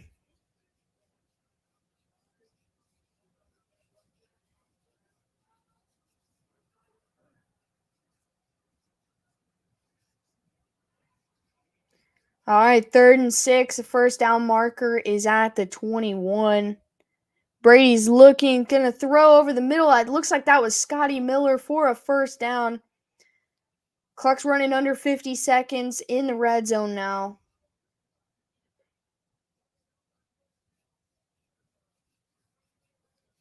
I don't know. I'm sorry, Nathan, but I feel like Dalton looks sharp. 1st and 10, quick bit high up throw, and I think it's intercepted. No, Julio comes down with it. What a catch. It's going to be 1st and goal, under 30 seconds to go. I swore it looked like the defender had it, and then Julio came down with it. Nice catch on the 5-yard line, 1st and goal. 17 seconds remaining. And it looks like the Saints are going to use their first timeout here.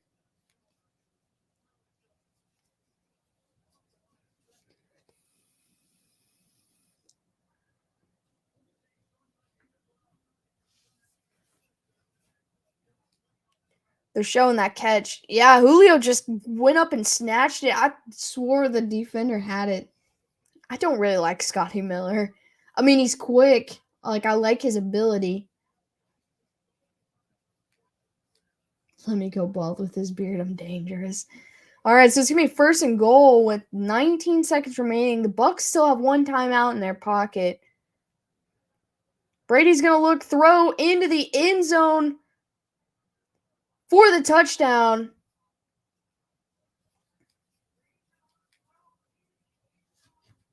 And there's a flag on the play. And it's going to be a hold on the offense.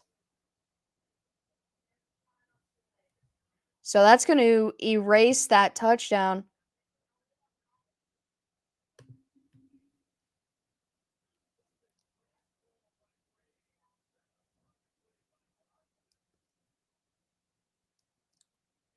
Yeah, that was a crisp. I thought it was Evans, but that was Godwin in the end zone. Tampa still sucks. All right, so now it's 1st and goal from the 15. They got 16 seconds and a timeout. Brady's looking. He's going to throw over the middle. It's going to be incomplete to Godwin again. 2nd and goal, 12 seconds remaining now.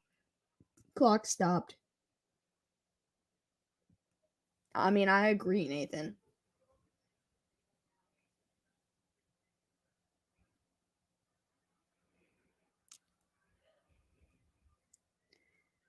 All right, 2nd and goal. Brady looking. He throws towards the sideline, hits Godwin. And Godwin jumps out of bounds, and he knew he had a straight shot to the end zone.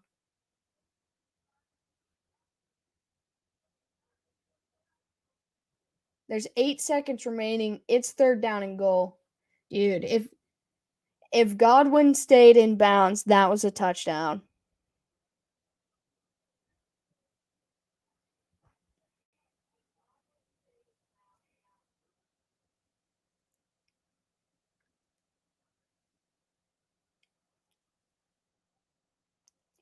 All right, so it's 3rd down and goal from the 6-yard line.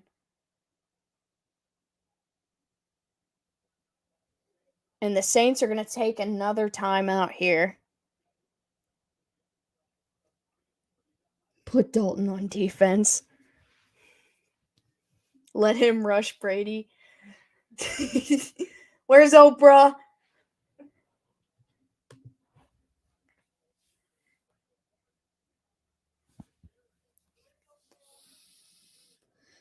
There's Arians making a dumb face again.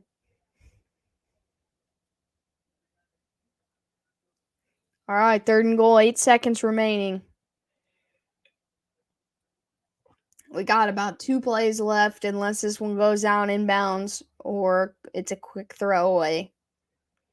3rd and goal, Brady looking, throws. He's going to hit White, and he's going to get into the end zone for the touchdown.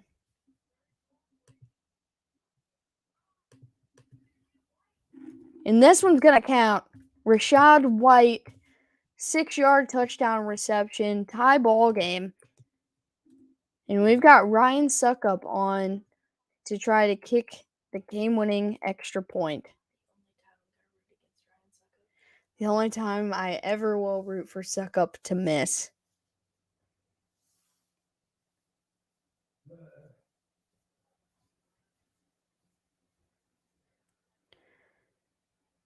All right, Suckup on for the extra point. Kick is up, and it is right down the middle. But there's a flag on the kick.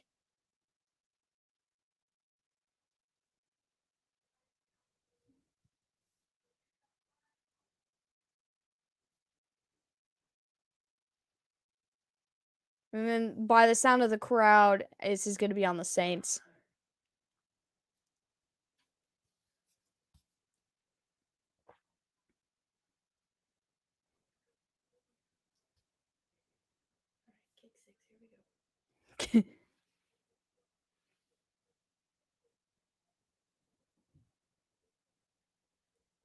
So the kick was good. There's unsportsmanlike conduct on Tampa, so they are going to have 15-yard penalty enforced on the kickoff.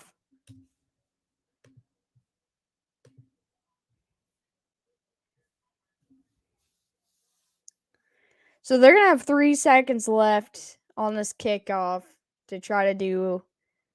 This game is pretty much over, but I just got this tweet. It says the Saints have made fun of them for years, but they just did it to themselves. They pulled the Falcons.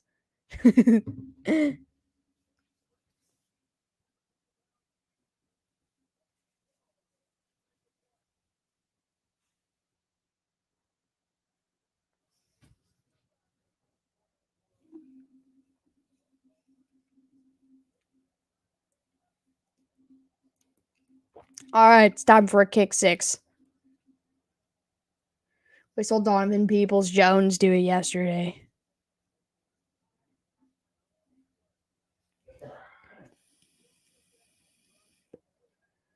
Shout out to Rachaad White for coming in clutch right there.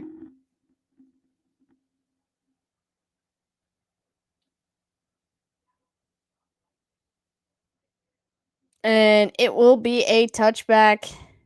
So they're going to start at, I believe, the 10-yard line with 3 seconds remaining. Can you believe that this is his latest go-ahead touchdown pass? Nathan said, I'm open.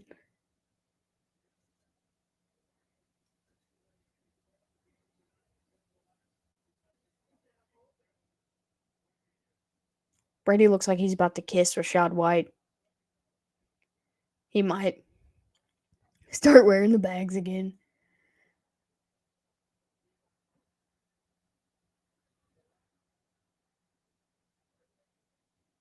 Okay, this is just a mess. They're trying to get something going. And he's finally going to go down after basically a net of 9 yards. And our final score will be 16-17. Bucks get the late fourth quarter touchdown for the win.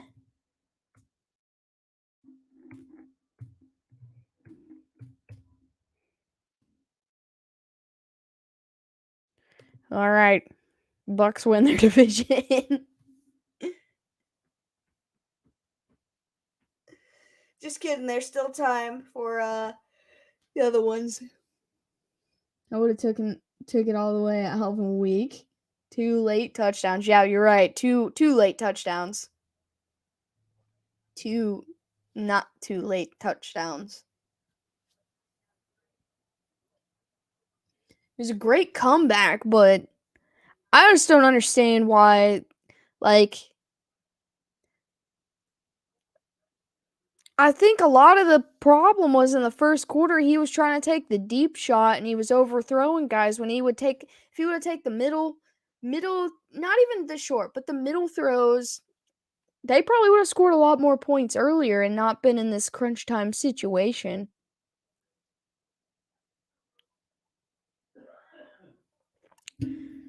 So it's your fault, Papa. It is your fault. Yeah, that PI, which I don't even think it was huge. I think if he had not committed a pass interference, that was a touchdown.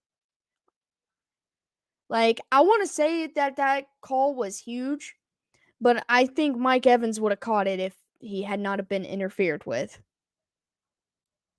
I'm just kidding. I'm just kidding, Dad. Because he only needed about one more step to catch that ball, and he got pulled back right before he took that last step.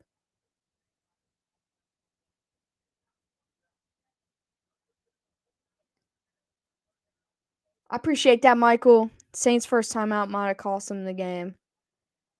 You might have been right. That call won me my fantasy week. They were going quick.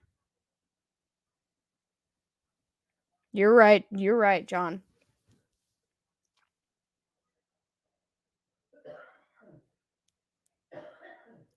I picked the Saints. I think I picked the Saints too. I don't even have to check. I know I picked the Saints. I will pick the Saints every time they play the Bucks, win or lose, if I get burnt or if I don't.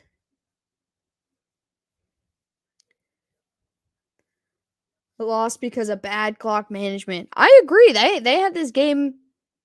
They pretty much had this game in the first half. They just didn't. They just didn't capitalize on nothing. No, the Bucks went down the field and scored a last-second touchdown, and the extra point put them ahead by 1.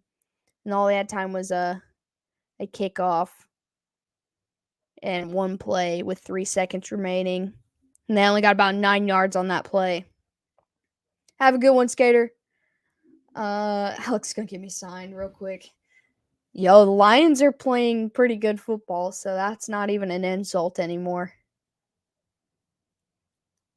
Yeah, see, John gets it. That's why I always picked him. I lost by 2. I probably lost by 30.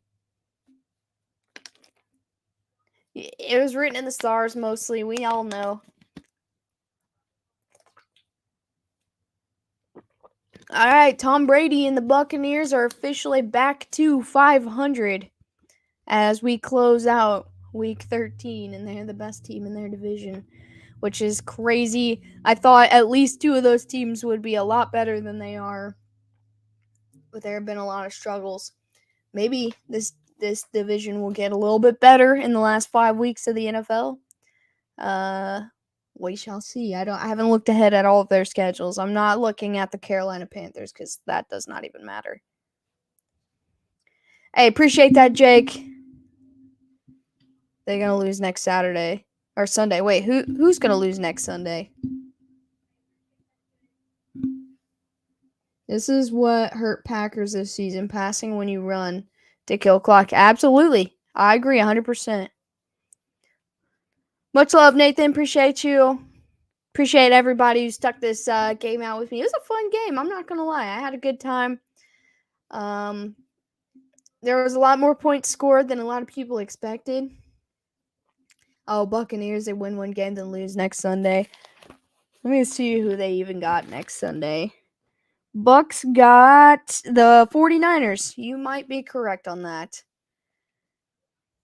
Go Bills. I'll see you next time, Blood. You make my Mondays and Thursdays so much more enjoyable. I appreciate that mostly. I will see you then. We'll be back on Thursday for the Raiders at Rams. We'll be in here Wednesday to make our weekly picks as well. So anybody that wants to come in here and make their picks for the week with us, or just listen to our bad opinions about what we think is going to happen of the week, because it might just be me. That is correct. Papa's leaving for Texas soon. So it might just be me on Wednesday. I'll make sure to get all of his picks either way, whether he's here or not. The Lions beat the Vikings next week. Book it. You're right, Skater. I'm riding that train as well. Cards and the Patriots on next Monday Night Football, and we've got the Raiders and the Rams on Thursday. Because of the Saints, the Eagles are right now, after 13 weeks, have the 5th pick in the next draft. That's so crazy. Anybody who wants to join our Discord, the link is pinned and it's also in the description. I appreciate you. I always love talking about food. Yes, talking chips, jelly beans, and football. Everybody, you guys have a great night.